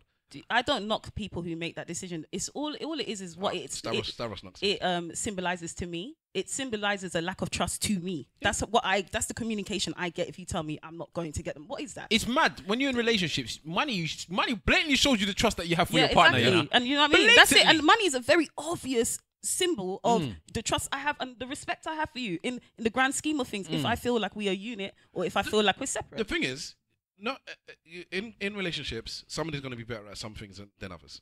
So it's just that simple. So one person's going to be better at money, one person's going to be better at organizing stuff for the child, whatever. Yeah. So let's say you, Afisa, are the one that is good with money, and you've brought this forward to your partner, and they've been lackluster. They haven't been forward about it, and end of the day, you said, "Listen, I'm going to take the initiative because I know what I'm doing." And unfortunately, you're just when it comes to money, you're a waste. End of the day, you're still not helping by just putting in the child's name because you haven't been forward thinking enough to think maybe when I die that they will step up to the plate because they have a partner that they could lean on when it comes to the finances. When that partner's gone, then they can't lean on you anymore. Even if they're gonna flop the game, allow them to flop the game. Oh, so you're saying, excuse me, I have to interject. Yeah. As a mother, she should do this in the hope that when she's dead and can't do anything, hopefully at some point he will step up to the plate. And if he doesn't, oh well, he gave it a shot. Can I just... You said, if maybe once you're dead, he'll step up. So give him the chance. I'm going to answer your question. I'm dead. Yes, the answer is yes. Because giving the money to, I'm going to make it a 5-year-old child. Giving the money to a 5-year-old child that cannot take the money out for 12 years is a waste of money. Because if the dad comes into dire straits, then what can he do? Why does he come into dire straits all of a because sudden? Life is not, but this is the point. All right, you're not assuming that you're going to die anytime soon. No. So this is the point. He's not assuming that things are going to come into dire straits either. Life happens. Things happen. Unfortunately, God willing, it doesn't happen. But if it happens, then what? You don't plan for... what you're doing is you're planning for the worst and then the best. So the worst is that I die, but the best is that he's, that my child is going to be the husband that's left behind. Things happen like that when we're both alive. So you just push through. We both got jobs. But he can't push through if he can't have access to the money. How's he going to push through? So he pushes through the way he would before I was dead and the money wasn't there. Okay, can I ask you a question then? Before I died, the money wasn't there. Can I ask you a question? Now I'm dead, you need it. If he's unable to do anything financially for himself, he can't get a job due to an injury or anything like that. No, it's a scenario. So just take the scenario. Fair enough. So the money is in your child's name. Yeah, it is. Your child is the only person that has access to it. Absolutely. Your child cannot have access to it because he's not competent enough. When he's 21, he will be. When he's 21, he will 18. be. But until that time, what's going to happen? Okay, can I please, just because I don't have a child. Husband can't do nothing. I don't have a child. I don't have a husband. But I'm just saying, you've described a person. Sorry. You've described a person. I've described a scenario. A scenario that includes a person that is bad with money, you said. So didn't say he was bad with money. Because was it you who said it? Because he never got the insurance policy for himself or whatever? That was another scenario. That actor asked you a question. Okay, so you're talking about, now you've hit hard times and this money you can't have access to because it's in our son's name.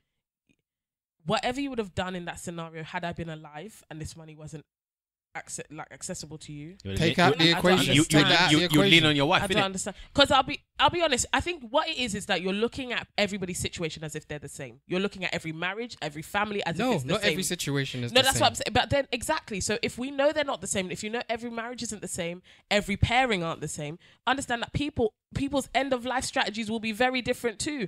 If I look and I can see in my husband's face and I say, you're useless with money, Maggie, I'm not leaving you with my life insurance and say, maybe he'll step up once I'm dead. So you don't, if I don't leave it to the child, maybe I'll leave it to my mother or so someone who's good with money. And trust trust your husband enough. I love to you. be able to step up to the plate at some point. Oh my even God. if he's unable, but he needs access to that money that you've left to your son. So even if he's unable, what am I supposed to do? What does that do for my son if he's unable? But I've given him a shot. Hold on, Wahala. Him having access to the money can help benefit both him and your son. My point was, my point was, if my husband didn't take it seriously, life insurance whilst I was alive, why is the money so serious now I'm dead?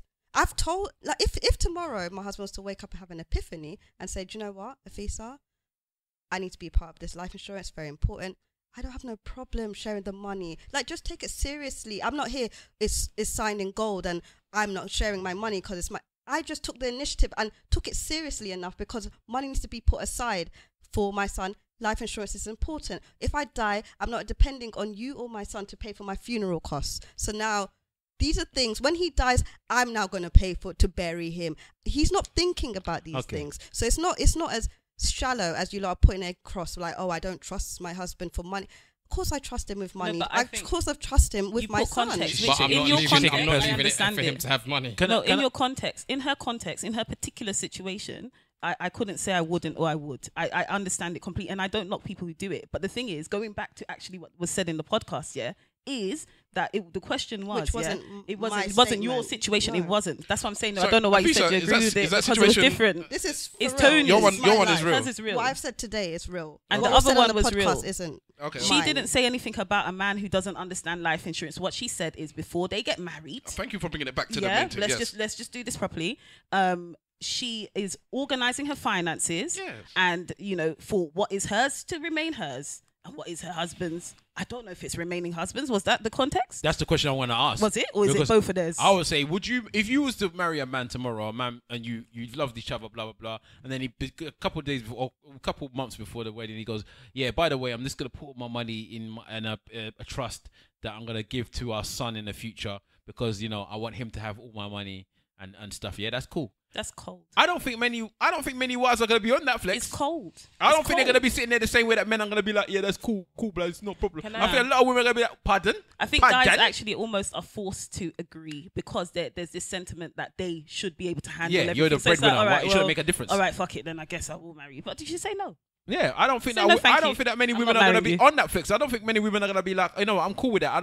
I know that our child needs money in the future, and you can give it to them and don't worry about me. I don't think they're going to be on that. A lot of them are going to be like, are you crazy? Why are you giving the 5-year-old money and not giving it to me that's meant to be looking after the 5-year-old? I loved you then, but I don't love you now. And they're going to be looking at the man thinking, you're a stinking man. Why are you doing that? And how do you think about me? Yeah, it's true. No, but it's true. They wouldn't be thinking that. You're a stinking man. I'm going to have to use that one. I don't understand why now it's the other way around. Suddenly it's a problem because women. Context. Oh no! It's because women. The fact of the matter is, women are caretakers of children. Unfortunately, in this patriarchal society that we live in, if a person dies and the child is with their mum, the mum takes care of the child. Great. Okay. All right. Sometimes, not to be rude, if a mum passes, more time, like a grandmother will take care of the child and stuff like that. Men don't always step up, and it's bad, and it should be worked on, and that's great. But women have been known to take steps hold on. for their children. There are plenty of women in marriages with husbands that aren't that attentive to their children. You're talking about your husband. Lisa, please, how many people have seen African aunties with husbands? Are you going to pick a ransacking? No, I'm not talking about me, but I'm saying marriages look different to different people. So don't just say that's your husband. I know husbands that are useless,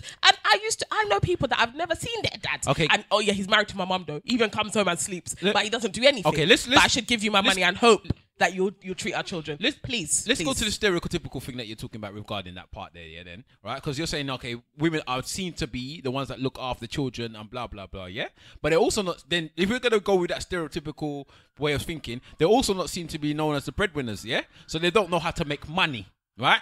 So in their head, as far as I'm concerned, you don't know how to make money. Mm-hmm. So really, I should give you the money because you don't know how to make it, yeah? That doesn't make any sense. No, because you're saying that I'm going to die. I don't know how to make it, I don't know how to manage it. No, you don't have to make it. So in other words, I'm going to have to give you the money. So because I can't make it, I can't manage it? That's not, I never once said that. Yes. I never said manage. I said make it. So I said I'm going to have to give you the money because you can't make money, yeah? So I'm going to give you the money when I die. That makes sense, yes? Yeah. Okay. All right, so this person now that's, the person that you said, we've decided that the man who does know how to make money, no one's actually said that this man in his past doesn't know how to manage money. You die, you're not going to give it to him because just because he knows how to make it. Is that the problem? So because you know how to make money, and you know how to make money, you don't need this money because you know how to make it. That's your primary job as a man. You know how to make money. I don't need to give you any money. Is that how we're thinking about it?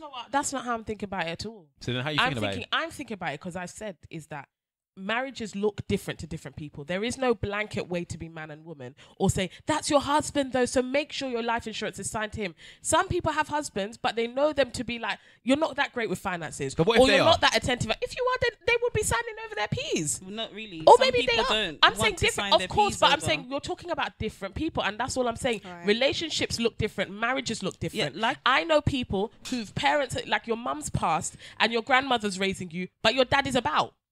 Or your aunties are raising you, but your dad is about. Because plenty of people live in cultures or live in ways where women take over the care of families, children, even if men are there. Sorry. Bruv. Yo. You're on the podcast.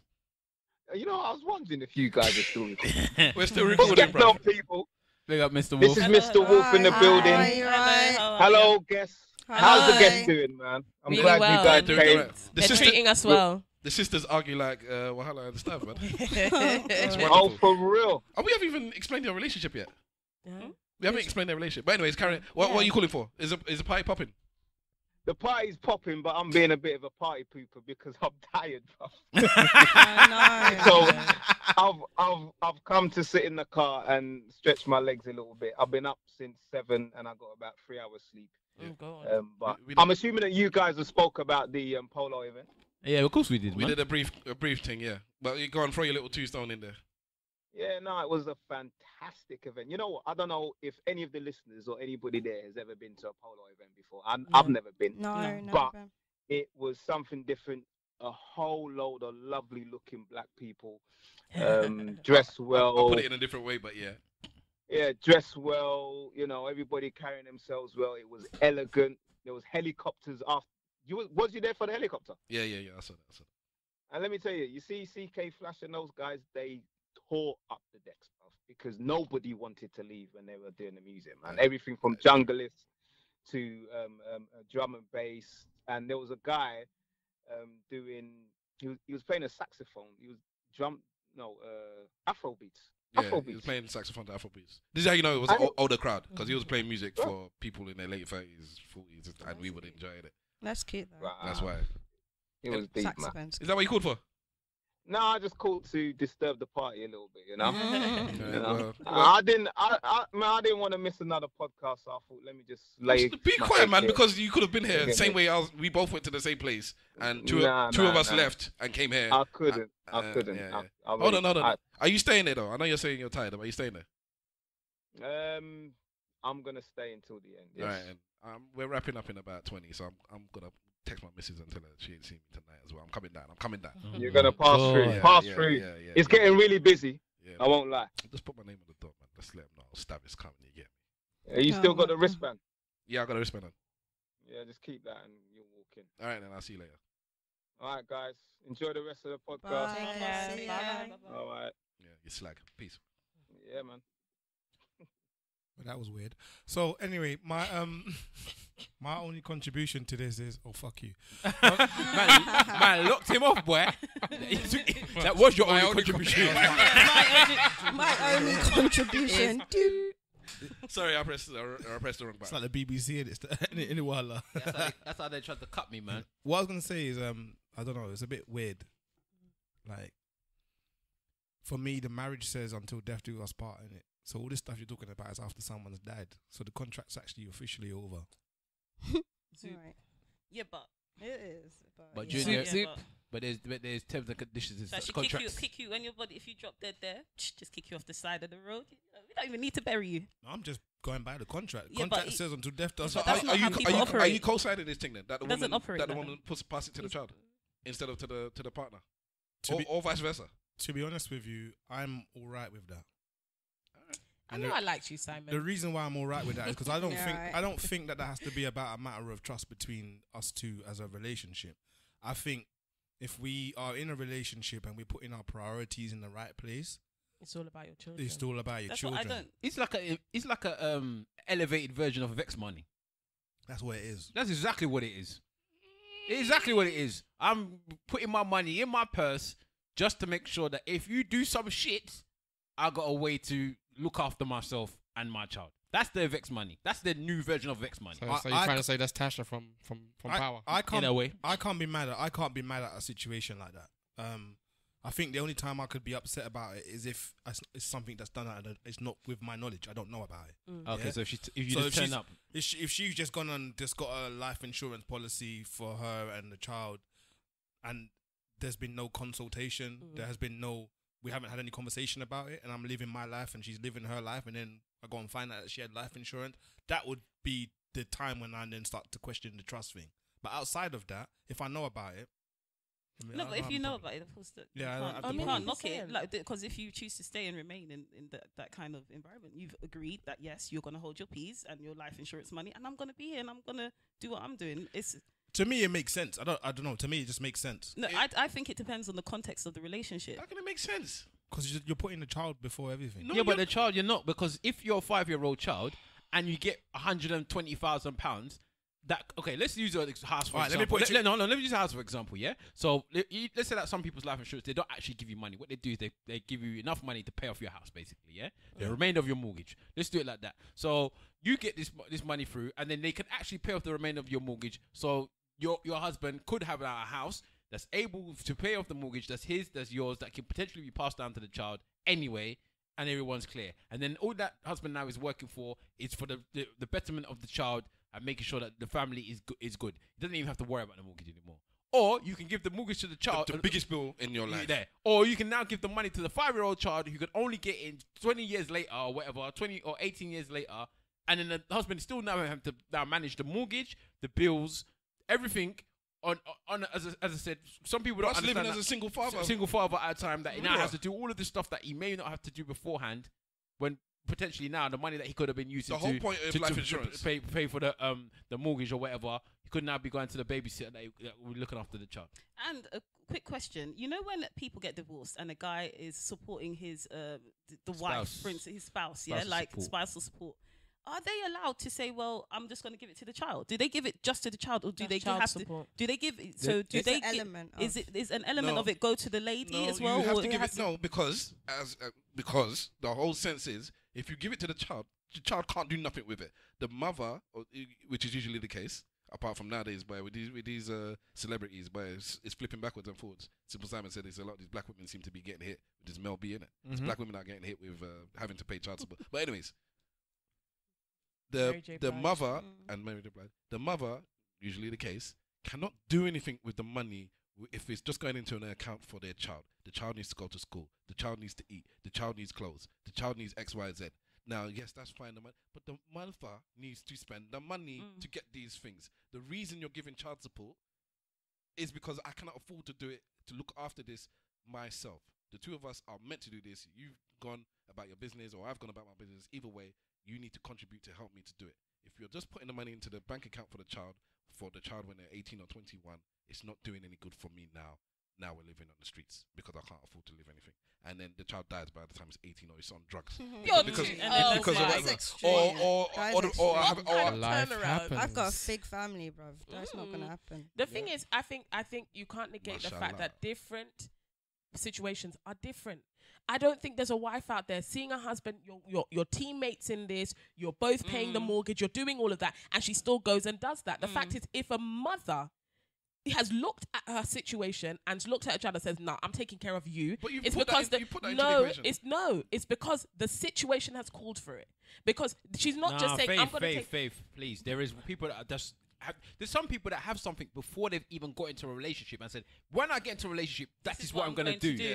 Whether or not they find the person that they love and they think that person is perfect, in their head, when I get into a relationship, this is what I'm going to do because this is what I've said I'm going to do all my life, and that's what I'm doing. And then you know what? That's fine, because what Tony was talking about. She said her friend was about to get married, so she hasn't got any clue as to how he manages himself, and she said, this is what I'm going to do. And you know what? Exactly as Simon said, and this is what I'm saying. It's fine if you're communicating that. Right. If you don't like it, don't marry her. If she says, this is what I'm going to do, this is how I structure my finances. But no, it's not a problem, because the fact of the matter is finances are a huge part of any marriage. And if she says that she's going to structure her finances like this, and you don't like it, don't marry her. The problem is if it's duplicitous or sneaky. fair enough. But if this is what she said she's going to do, even better. I would agree. Because now you don't have to marry her. I would agree usually, but they have a child and they love each other. So clearly now, although that's a bad thing, you can't just say, "Oh, I'm not going to marry you now." Whoa, wheel up. Did you say duplicitous? Duplicitous. What does that mean? Like sneaky and underhand. You or know like what the word knowingly deceptive. Like, okay. So is that a synonym of surreptitious? I don't think so. No, it's more deceptive, really. Yeah. Listen, let's not play dictionary on the podcast. No, dictionary. Just wanted to know. In the end, new word. In the end, that's a new word to you. Yeah, thank you. Okay, that's strange. Wow. I don't know how that's a new word to you. But for me, I just think that it's as well as it may be out in the open. And I get you. You're saying, don't marry the person if you feel like that's something that you don't like. When will you marry? In the end, a bit like what Steph's saying, you love the person, so you're going to. There's some things you may say, you know what, it's not enough for me to not marry you, but it doesn't mean that I'm not gonna feel hurt about it. Doesn't mean that it's not gonna make me feel aware that you don't feel and like it's not gonna taint the marriage, in a way. And then it may make me think to myself, you know what, if you're doing that, I'm gonna do that too. Yeah, and then I'll guarantee you, if I then do that too, you're gonna be like, well, why are you doing it? Because I'm doing it because of this, and I'm doing that. Well, I'm doing it because you obviously want to think that that's what we should be doing in our life. So I'm gonna do it as well. So do you guys not agree with prenups either? No. Well, I don't agree with prenup. I wouldn't marry somebody I have to get a prenup for. I wouldn't. Thank you. I'm not gonna marry you. That is a simple thing. Yeah. If I feel I need to do a prenup with I'm not marrying you. and the person, maybe it was Tony, was saying, but things change, and I understand this. Don't get me wrong. Things change. People change. Situations can get worse. Well, that's a whole other discussion because I don't think people do, which was part of that. Yeah, that's what I want. I still want to talk about this choice thing. People. Yeah. I don't have enough time for that. Still. I'm gonna let this one run. If you man's not mind. When will you marry? If you man's not mind, then tell me you mind, innit? Keep talking then. Right. Under duress and Sandra. Yeah, because this is the king of hours. Yeah, but you said you need to go home. No, I said he's the king of needs to be 2 hours, but now he's saying let's let it run. Because he wants to talk about it. Because we have guests. We have guests. Anyways, where was I? You're talking about prenup and then choice. Oh yeah, prenups. I agree. I don't disagree. I don't believe in prenups. I feel things can change. They can change. That's cool. I understand that you're planning. I get that you're planning. I just don't like you planning for demise. I don't believe in putting it out there in the air. Don't even have life insurance then. I think no, the demise of your marriage. Planning for failure of the marriage. You're going to die. I think my marriage is not going to die. My marriage. I am married. Stavros is married. My marriage is not going to die. So and because you say that it's not. I don't need to plan for that. Yeah. So you people can plan for that. That's all good. I get it. I get the logical side of it. I'm an emotional person. Yeah, they call me the clitoris. Yeah, my marriage is not going to die.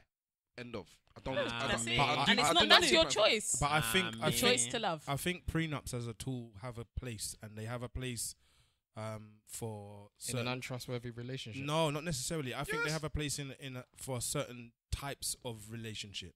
So the prenup is primarily around people who are extremely high earners. And what are you trying to say, man? What I'm trying to say is when you're hyper wealthy and you're a high earner, it becomes very difficult. Yes, but it also becomes very difficult for you to identify who is with you for you and who is with you for what they tend. It's not hard. It is very hard. It's not. But at don't that marry. stage, you're going to marry them with that doubt. What is that? I wouldn't marry. Exactly. I wouldn't marry somebody. But again, the context in the prenup takes away that doubt. You wouldn't get. Why would you contract yourself to somebody with that huge doubt? But you have to understand I like the language. The context in which you are meeting people is different now. Like if you are a super rich, behind the scenes, nobody knows your name type of person, then I would say probably not. But if you're a very high profile person, you become a target. They never get married. Don't get married. Because people still want love and companionship. Right. Exactly. But they also want to you can have love and companionship without marriage. No, but if that's what they want, they're allowed to get married and set the precedence that they are. No one said they're not allowed. Oprah. Like no one's saying they're not allowed. Oprah ain't got no prenup. Oprah's not married. She's not married to her boyfriend. Yeah, she's not married. Stedman ain't getting that money. Stedman is a G, you know. Which is why she's not marrying him. Stedman's a G, you know. Because Stedman's still plowing Oprah, not even thinking the money's coming. Stedman ain't plowing Oprah, man. He is, man. Stedman's doing a good deed. Oh, she's a lesbian, isn't it? Yeah, Stedman's pruning the roses. Nah, I think Stedman comes true still. I think Stedman gives her the thing. Ellen's plowing her, man. I think Stedman holds the camera pretty well. All right. Okay. Let's move on. Prenup, man. I think, Oh, sorry. Say the last word then, Faith. Prenups are there to protect people. If having a prenup gives you that security, and if my partner said, I need this for me to feel secure, and I know I'm not going to leave you or anything. It doesn't make a difference to me. I'll sign it, because if your marriage isn't going to demise anyway, then it doesn't matter. I ain't signing it, boy. I will. If I sign it, I sign it. If I don't, it doesn't have to matter. You give it as much meaning as it has. If you've decided you're not going to divorce anyway, but you now have a paper for an ending that's not going to happen, then it's powerless. Would you say, okay, let's ask a question around everyone, Hold on. She doesn't believe that, by the way. Let's ask a question around. You don't believe that. I genuinely do, Stavros. You will understand one day, I don't know how long that is. Stavros, you will understand that you don't believe that. You don't believe I'm not as emotional as you, I don't think. True. Okay. But you don't believe that. You don't believe. Let's ask the question then. Let's ask the question, go around, Would you sign a prenup, Stav? No. No. If I got hyper rich, yeah. Okay. No. Oh, the names. Okay, so Elisa. No. Afisa. Sign it, man. What? Sign it. Why are you pushing it onto her though? Because I know what she wants to say. I can see it. What? Because you're both beige. Oh wow, shadism. My God. Faith. Colorism. Faith. I'm signing it. You have no faith. You're not matching your name at all, are you, boy? I have faith. But you can't. You might as well call you pessimistic. That's what they call you now. I just think. What about you? I'm not signing a prenup, and I would never ask my woman to give me a prenup, and I would never take a prenup from my woman. If you ask me for a prenup, then I think we just won't get married. Like, let's be girlfriend boyfriend forever. If I don't feel even know like if I'm doing that. If I feel like it after at that stage. Do you know? Faith, When people get hyper rich and stuff? Sorry, they're not just a lot of the time they themselves have a staff. They're like their family, they have their mum that they've put on. They have all of these Do you people. not become and I family should with love your you, and I should husband? say when I die, I trust that not Especially only me, if you have a child, but my aunties that I'm paying for, my mum, and all of these people also. You'll take care of them. Yeah. But if you don't think they're gonna do that, then don't marry them. I don't get I can it. marry. Do you know what? I can marry people that I think are shit at finances. I maybe. think I can marry someone and still want my mum to have that security and say, "Don't worry, this isn't your thing because it's my marriage. It shouldn't affect you." You don't marry a I whole think it's person. fair. I do think it's fair, everything. but me personally, I think it's a less mature outlook. I just think there's some immaturity there. Like to me, like I don't think you're. What's more immature than saying I love him and nothing could ever go wrong? It's my opinion. Right. What I'm saying is, that to me, it's like you're not thinking. Like you think you're thinking, and it all sounds wonderful and everything like that. But I'm telling you, when you apply it to your life, if you apply it to what you would do with your husband, when your husband says, "Oh well, I'm not going to do this life insurance and stuff," that stuff puts barriers in love and stuff. It makes you feel uptight. It makes you feel anxious. It puts a nasty kind of twist on the marriage. I don't even know what the point is of it, but I understand. That's to me. I understand in different contexts. If your husband's a drug addict, I'm not going to leave you the money. If you're a gambler, I'm not going to leave you the money. I'm going to have to make that decision. And I've decided I love you, but you're a gambler, and that's that. I'm not going to. But if you're about to get married to somebody and you're just wishing, like saying, "Oh well, I'm not going to give this just in case you are this type of person," I just think, what is that? That's negative, and I don't know. I don't like it. So Faith, earlier on you said sorry, I know you want to end it. I just wanted to quickly get this off my chest. Yeah. You said you thought the relationship will last. You thought the marriage will last no matter what's going to happen. I said if you think it's. You said that the marriage is going to last. You don't believe the marriage is going to break down. No, I said if you believe that, then signing the prenup isn't an issue either because it's going to be a useless piece of paper. Me myself, I feel like marriages break down every day, B, and that's all right. I love that. Like, the uses of the word "be" there. It's okay. Like I don't believe you strong, right?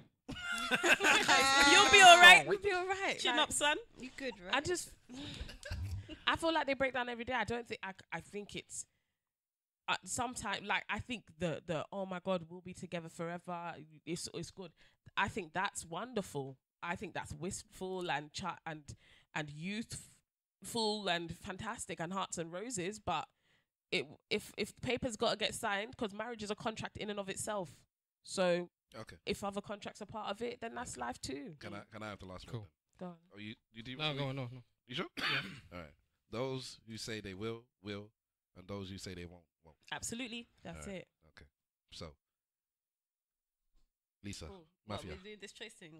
Do the thing. Well, yeah, the love is a choice thing. Love is not choice. It's a choice. How do you choose love? The reason why I say you choose love is because even when you come out of your mother's womb, people have to tell you how to express love. So, for example, you might be confused. It was you that was writing that? Yeah. Boy, people have to show you how to express love. You might bite your mum. Your mum will say, "Don't bite me. Don't bite me." When you bite mummy, it hurts mummy. Okay. Then you know, for people you love, you love and respect your mum. You don't hurt them. You You go on to have relationships with people and stuff that you show them love and respect and patience and stuff because you're taught it. I don't even. Hang on, sorry. I can't think I can entertain this. In that example that you just said just there, when you tell a child not to bite because it hurts, they don't not bite you because of love. They don't bite you because you said it hurts when they bite. They don't bite you because of love. No, it's not. No, eventually it evolves. It evolves. So, I'm just giving an example. So you might say, it's not a good example. You might say, all right, I don't know. There's no example you can give to say I can teach a child love. You can teach a child love. You teach any everybody example love. you give is going to be wrong. Is everybody's version of love bespoke? It is bespoke. So you're saying you're gonna tell me I'm gonna teach you how to love me? Is that what you're saying? Yes. That's bullshit. Yes, I'm gonna teach you how to love me.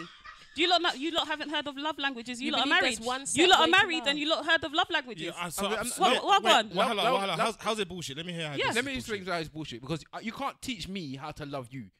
You can teach me how to make you feel loved. There's a difference. Yeah? Thank you. I can teach you how to love you. No, wait. It's the same thing. No. Listen to it. One at a time. Listen to what he said. Say it again. I said, you can teach me how to make me feel like you love. How to make you feel loved. How to make you feel loved. Yeah, I did the first time. How to make you feel loved. Yeah?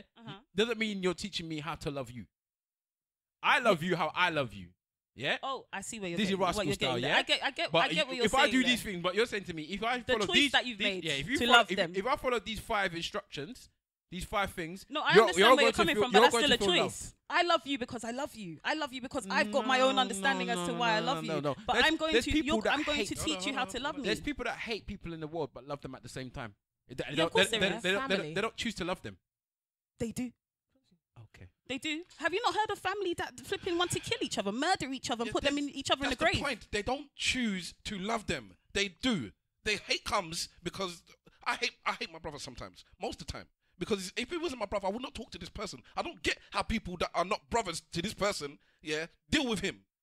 Yeah? You know, I think it is. I don't choose. I think either way, when I love him because there was a lot of like Disney movies and things flying around, like Cinderella type things. Like, it just hit me from the air and I am in love with you. No.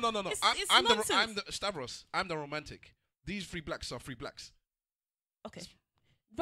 Okay, but I think it's a very Cinderella-esque understanding of love. Like it just hits you like Cupid. I just love you. What do you mean? I just love you. How do you choose to love somebody? By giving them time, by giving them patience, by getting to know them, by saying, "Oh, you don't like this? I'm not going to do that to you then. You don't like that? I won't do that for you." So these are all actions because love is not a verb. Love is a verb. It's a verb. It actually in a literal. It's a doing word. Please go on the dictionary. All right, let me give you an example. Yeah. So it says a doing word. This week is both a noun and a verb. Is my parents' 48th year of anniversary. Yeah. So they got married 48 years. 48th year of anniversary. That's right. I said that. And then they came on our podcast one time. Happy anniversary. Happy anniversary, parents. They came on the podcast one time. Are you guys brothers? Yeah. Morning.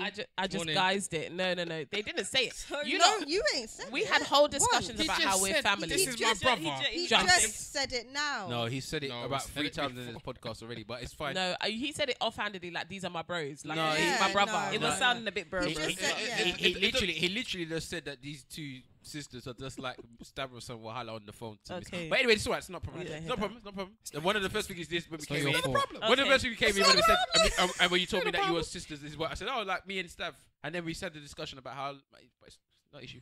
But anyway, so and I said if he wasn't my brother, I don't see why I would like it. Just said that. It's not issue. It's no issue. Which one's better looking in the face? Yeah. They look the same. They look the same. They look similar. But he just looks younger. But we couldn't tell they're brothers. But they look the same. No, we could. Now that you said it, we can address the elephant in the room that you guys look the same. Otherwise, it would have been racist. How was that elephant? It would have been racist because you're black. Finish your point. You started off well, Wahala. You're flailing now, but I can't even remember what the hell I was saying now. Oh, and he's completely flat. Your parents' 48th. Yeah. Okay, so he was flaccid. Basically, and you helped him out. Basically, they were talking about the fact that you were talking about time or whatever. My mum said that she hated my father. Hated him, disliked him, whatever. She wasn't really giving him much as time and effort as you were talking about. But eventually, persistently, because they say that persistence doesn't work, but it does, she grew to love him, or she loved him. I don't think she tried a way to go and love this man. What do you think happened? Cupid found her in the corner? No, I think that eventually. Hey, be careful now. Eventually. No, I'm asking. What do you think? doesn't love me. She decided. I think eventually. You have mentioned Cupid. I think eventually. She decided to love the person she hated. No, I don't think that's the case. Yes. No, it's not. It's of not. course she did. No, I think what happened was But we are living in fairyland. I think that in the end, you might be right. Something may catch you to say this person. Let me give him a chance. This person has got something about them that I like. Persistence and stuff. Nice but that things. thing comes from somewhere. It comes into your body, innit? It's not something that you can say, well, How? I'm gonna like this eyeshadow that she's I like wearing what you today. said. You said it comes into your body. Yeah. It doesn't come out of your body. It's not a choice you make to decide that I'm gonna put this out. I decide what I'm gonna say. 1, 2, 3. Yeah. But the thought comes into my head. I don't decide. Lot are literally No. Listen to what I'm saying. I decide to say 1, 2, 3. I don't decide it. The thought doesn't. The thought comes into my head though. I can't choose to make the thoughts. Have you ever fallen in love at first sight? You probably have. Yeah, I that's what it definitely is. You're a romantic. No, Case closed. I've never fallen in love at first sight. You can't fall in love at first sight. I don't. Why think. not? Love Why grows. not? Why not? If it just comes into your you. thing, why not? You can fall into Love is lust. from within. You can fall into lust. Afisa, you're married. Yeah. Yeah. Did you? What's the quick? Choose. Did you choose to love your husband? Yeah. You chose to love him. God damn it. Arranged marriage. Keep going. It's It not wasn't arranged. arranged. It's not But arranged. she chose. Okay. But she chose. Okay. She look at him, you look at him, and sometimes How you did say, he you know choose? what, I'll give him a chance. The fact you said like there were Just times where your chose. mum hated your husband. I can say you just chose. How did you choose? Because if I you're saying that you chose give to him a try. if you say Give it that a you choose to love chance. somebody, that means you actually have an actual definition of how you did that. So how did you choose? We got- You went on a date with him. That's how you choose to She love him. chose to give him a chance. I chose to Oh give him a my- chance. Is that what you are really using as the straw Yes. for choosing to love somebody? You gave them a Yes. chance. Yes. End the Wait, podcast. can I ask? You know when you had like your first girlfriends and stuff? Were they Yeah. situations like you were like in the library and you looked at each other and it's like, oh, I think I love that girl. What didn't you have to talk to each other? Didn't you have to say, well, today, you know what? I'm not gonna go. I'm My gonna. first girlfriend, we were friends for ages. Ages and ages. Did you okay? But did you love her in the initial stages and that's why you felt to be her friend? What? No. We were friends, but we ended up being and friends. then eventually love hit you. We ended up being yes, blatantly like that. You chose to love her at some stage. Yeah. No, I didn't choose to love her. I didn't choose to love her. I didn't choose to love We her. can end it here. No, I didn't. We can end it here. I didn't choose to love her. Love hit us. No. Because there was a time that me and that person was not in that space of love at all, in any way, shape, or form. We were homies, yeah?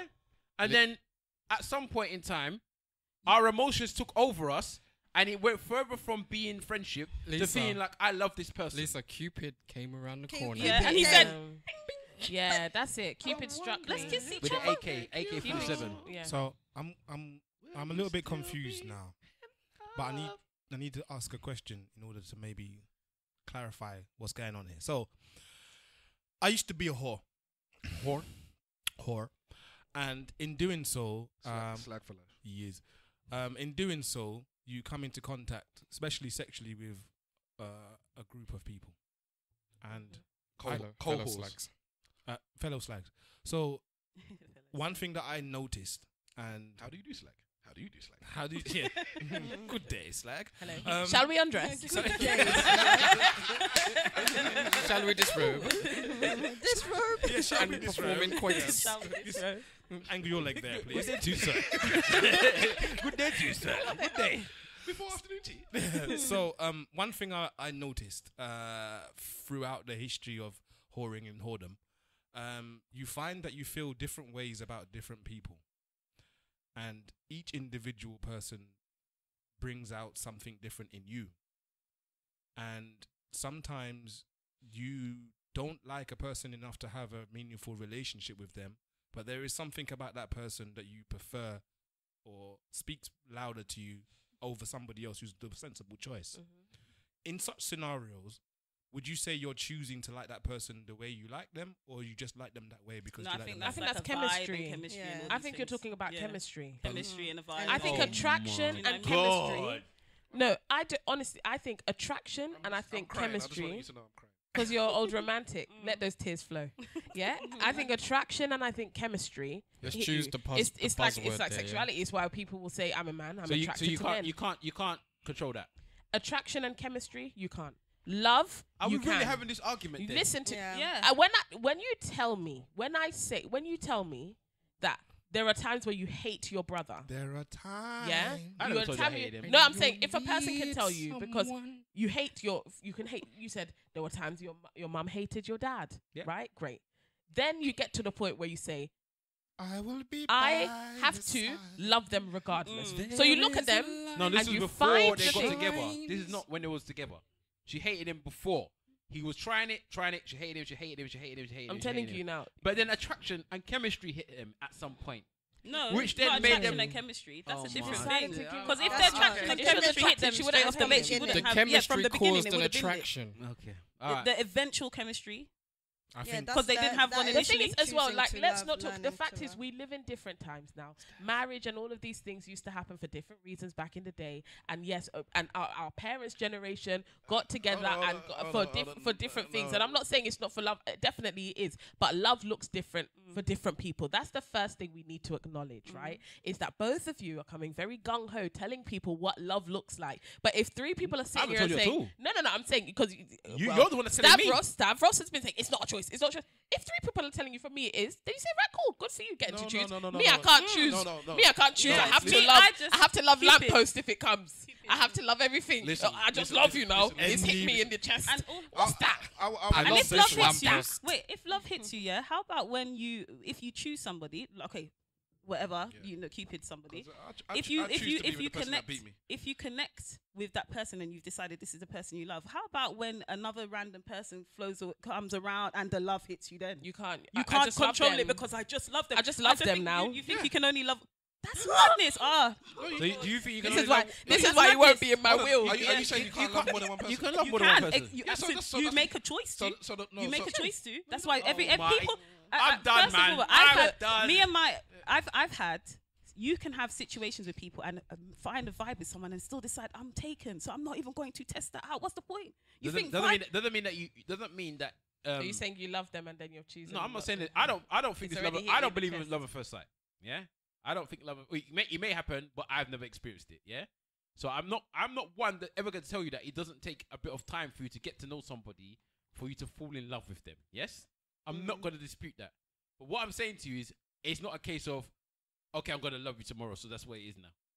Or I'm going to choose to love you tomorrow. Loving is growing to know someone and making decisions every day. That you're using does not make making sense. Decisions every day to open up your life to this person. Afisa and Faith, listen to my boy Dad. I love custard cream biscuits. I love walks in the rain. I love Athena. What's the difference? Afisa. I said, who's What's Athena? The difference? I was like, who's Sorry. What's the difference? You love custard creams. You love what? Walks in the rain. And you love Afisa. What's the difference? Some people. One's a person. One's nature. You explored walking. You've learned that you love this. You said, I like this. I like this initially when you started walking. Then you said, you know what? I like this so much. I want to do it every day. Then you said, I'm going to give this the time and energy to, and that's you choosing. Then eventually, it's like, I love this. You've made the decision. You started off, if you don't believe in love at first sight, that means you liked it. Then you thought, I'm going to do this every day. And you dedicated time towards it, etc., etc. Love grows. You fall in love. And you make a choice. Listen, my daughter's going to listen to this in a few years' time, yeah? Daddy is talking to you, yeah? Don't listen to these women, yeah? I'm telling you, don't listen to these women. Don't believe it.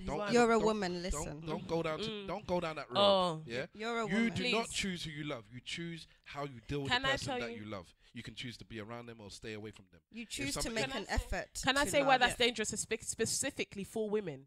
Is because we are sold this idea of romantic love that hits you in the chest, and it makes women endure relationships that are bad for them and situations that they should have let go because I love him. Did I not just give advice to my child and say you choose how to deal with the person? You can leave them. That's or what you can I said. Stay with them. Yeah, but so that's got nothing to. This is the point. But people you don't choose to love. You choose how you deal with the person that you love. You can distance yourself from them because they're not right for you. You can distance themselves because they're violent with you.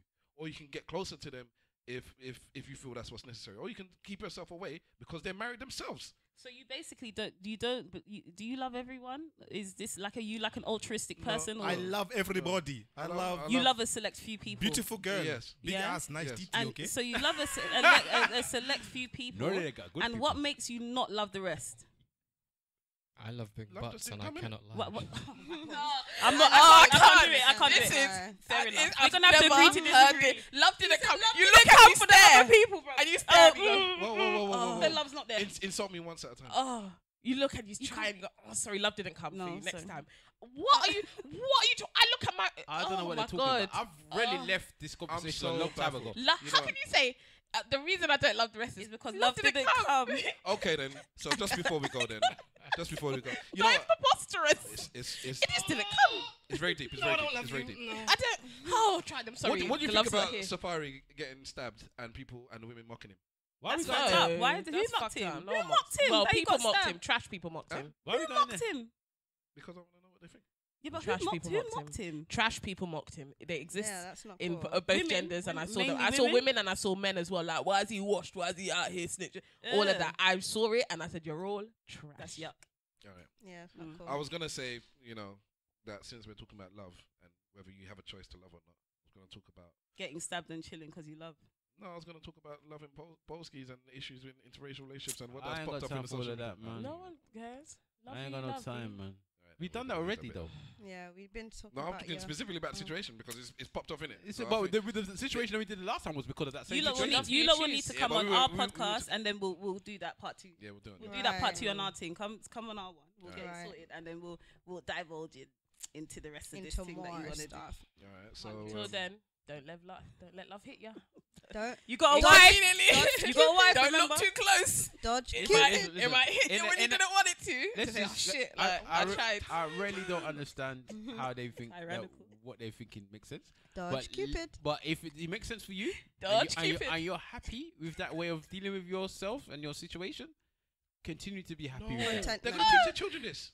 I don't care about them. Fuck life. Let them do their thing, bro. No, we're black people, man. Until next time. Dodging all the love. It's not killing anybody what they're doing. They're happy to do it that way. No. They're happy to love that way. I'm going to sacrifice a couple of goats for you people later. Until then, we need to do this. We need to put a poll on Twitter. Dodge and find out what the general kind of consensus is. You can't make everyone think the way that you want them to think. So if that's how they feel comfortable with their love, let them feel comfortable in that way. I don't care about that. If they were to tell me something that I thought was very detrimental or violent towards them, in a way it may be, but I don't think it's that much. I will go out of my way to make sure and try and change it. But as far as I'm concerned, if they feel like they can, because what they're basically saying it kind of makes sense. Is the way they're saying it or what they're saying about makes no sense. They're saying that for you to take time, if you want to get to know somebody or you feel like you want to fall in love with them, then what you would do is get to know them and do that. That stuff is not dangerous for them saying that. That's fine. It's just what they're thinking that's how you find love. Or that's love will come that way, or whatever. I don't know. I think the way you lot believe on love is beautiful. Can you? I think it's beautiful, like a painting. I'm not sure you actually even know what I believe, to be honest. I haven't said it. Not to roll back into it. Not being hits you, but to roll back into it. Can I ask you a question? If you I'm asking objectively here as well. If you feel like love is a choice, then do you choose not to love somebody at speed as well? Oh yeah, 100%.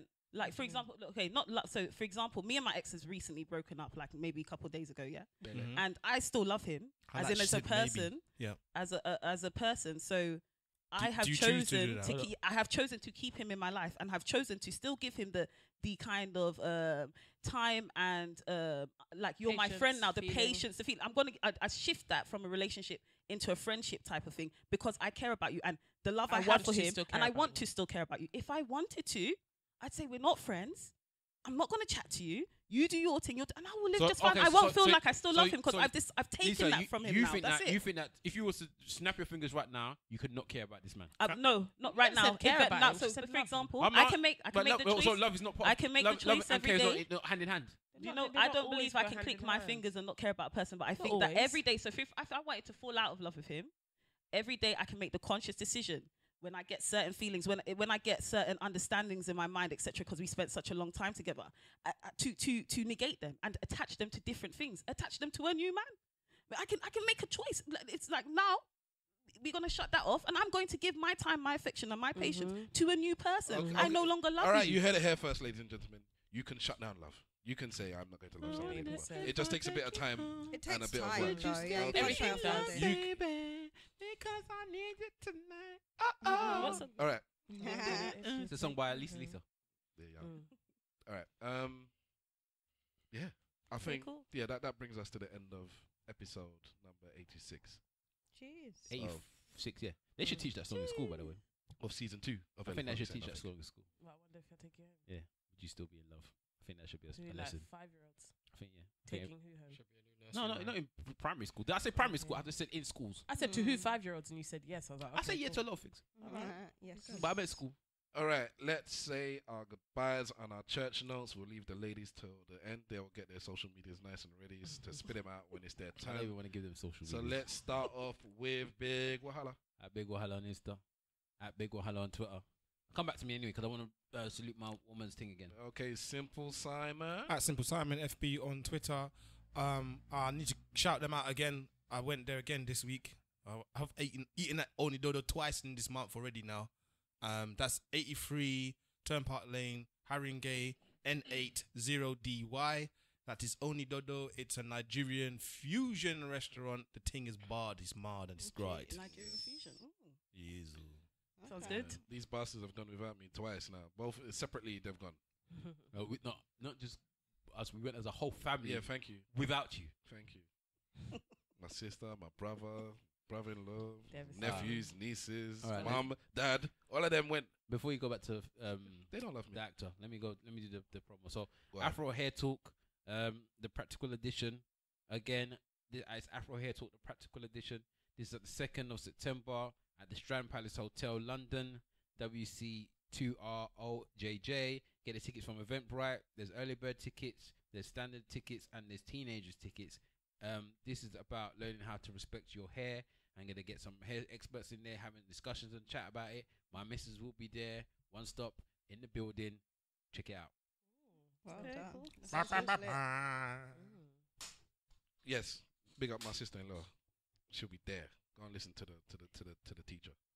The actor. The teacher. The moment I wake up, before I take a sip from my pimp cup, I say a little prayer for you. It's your boy DATACTOR. That was his Aretha Franklin and Instagram. Yes, because I'm not going to say makeup, am I? You probably do, mate. For people that don't think it's okay. Even when you act, you don't put on makeup. Stop lying. No, actually, I get powdered down. I don't put on makeup. Powder me down. Powder me down. Powder me down, Powder me baby. down. Are you done? No, I want to give a quick shout out and people to remember to vote for Miss Riok Edwards Brown for most influential woman in tech. Gaza. Tech magazine, techonline.com. Check it out. Yeah, please vote. Lisa. Thanks for listening. It's Lisa from Let's Talk. On Instagram, it's Let Tlk _ on iTunes. It's Let Tlk, and on SoundCloud. So listen to their podcast. Afisa. Yeah, give us a listen. Yeah, thanks for having me. Afisa from Let's Talk. Let's Talk _. We're not on rehearsing. Instagram. You lot just showing us out now. You know what I mean? All these Right. ends, and it's like, yeah, well, yeah. No, you got your Lisa. thing. You got your thing. You put on at the end, innit? You add Yeah, that we little add clip that. on. Yeah, we yeah, add it. And we that's add it. and that It's is not a live. sensible volume, innit? So if you listen to It's the a difference between separate that, clip, and, yeah. yeah, Yeah, but yeah. I'm just saying, there's a massive difference. Oh yeah. Have you not noticed? What? Yeah. You think the end is Same quieter here, or yeah. louder? No, it's Louder. much. It's louder, clearer. right? It's definitely Yeah, louder. it's louder because she recorded it on a different Yeah. thing. Oh, and Faith. thank you for having me. Thanks. It's Faith from Let's Talk Podcast. I'm at Front Row Fiend on Twitter and at Let _TLK on Twitter as well. And So, Instagram as well. Instagram Front Row Fiend as well. So you only have one Let's Talk Twitter, yeah? Yeah. Yeah, Because the other two ladies gave the wrong. They're separate. They're personal pages. that's isn't her it? personal page. Also, you have your own personal page, but it's Let's Talk. No, they've No, got we- their personal pages, and we we got have the Let's Let's Talk. Talk page. Let's TLK. Ethan, Let's Talk that you described. You know what? Just leave it. They talked about an Instagram. Yeah. No, Just leave it. Just leave They it. said can- Instagram, they Ladies, said iTunes, next and time they you said come- a SoundCloud. Next I time- said No, Twitter. okay, my mistake. Next my time you mistake, come, my please mistake. bring the Nigerian. Yeah, Oh, of course. definitely, Oh, definitely. yeah, for sure. I want us You to. lot gonna come on ours, so Yeah, Meet her. you will meet her and Bianca, Yeah. Yeah. Yeah. and Bianca! check out the boys Are we on allowed our to thing. scream We'll be Bianca? sure to You're press more than them. welcome to. Yeah, yeah. Yeah, it's the away game for you guys, so we'll come home to your game. And Yeah, we'll play. definitely. We'll play the away game as well. So thank you very much for coming down, ladies. It's been You're wonderful. welcome. We've Thank run you, long, thank you. but that's because you were so fantastic. And you Oh, guys were too. Thanks Great for having us. conversation. Fun. Loved it. Innit? I am Stavros Boss. You can catch me at Stavros Boss everywhere. Stavros Says this week is Noughts and Crosses, the book and the play. You girls, ladies. I've heard about it. So Noughts and Crosses is being turned into a play, or it has been turned into a play. But anyways, it's they're releasing tickets for just a few shows all over the UK. It's based on the book by Mallory Blackman that I read many years ago. It's like a YA book, young adult book, and it's based on, and this is fantastic, a world where basically the black people and the white people, the situations have reversed in terms of power. But this is the thing, and it messed me up forever. They don't call them black and white. They call them noughts and crosses. Okay. All right, and they use them like almost like cracker and nigger, like derogatory terms, kind of thing. So it's noughts and crosses. If I'm remembering it right, if I'm wrong, then someone tell me. But it's definitely they call each other noughts and crosses. They don't say black and white. But you understand. You start to realize. No, I think straight away they let you understand that. Let's say the noughts are the whites and the crosses are the blacks, and the crosses are the ones that are in power. But because they don't use color, it's always noughts, it's always crosses. But so whilst they're talking about the noughts are doing this, the noughts are doing that, the noughts are running this, the noughts are running that, or the noughts are broke and the crosses are... In my head, it took me, because she's written a few books, so I'll give a list of them. It took me forever, even up to now, for me to unwind it, where when they said noughts, I always thought of the black, and it was the white. And it took me, maybe even never, to be able to read it, and when they said, oh, Johnny the nought did such and such, for me to not visualize a black person. Because it was a white person. Is that because nought represents negative? Yeah, nought was because nought was the underling. Nought was the underling. That's when I realized it is so seeped in me that even though this, and I think she did that on purpose. Maybe she didn't, but it seemed like it's done on purpose because they didn't mention color up to the point where it's just I couldn't detach it. It's fantastic anyway. So there's noughts and crosses. There's Callum. An eye for an eye, knife edge, checkmate, double cross. So there's about 5 full novels and then a couple of novellas, short stories. And they're wicked. They're really, really good. It's lovey-dovey stuff though, actually. I'm gonna read it. It sounds really good. Basically, you're a slave. It was a slave mentality.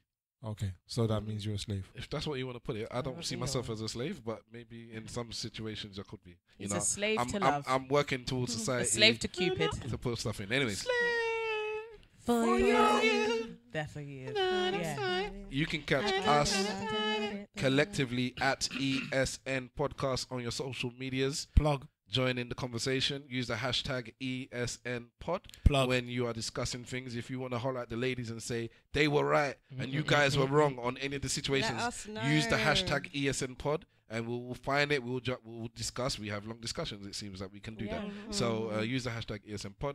If you want to say, guys, you were right. Them ladies, don't listen to them. Just they'll find out in their own time. By all means, do that. So I believe that is that. Thank you very much again. We are out. Thank you. Remember, ladies and gentlemen, if you ain't saying nothing, say it well. Slag for life. And that is that. Pum pum cutting at all. Half for me and half for you. Are you still going to listen to the podcast on the own? Of course. The last podcast was a good one, actually. 100%.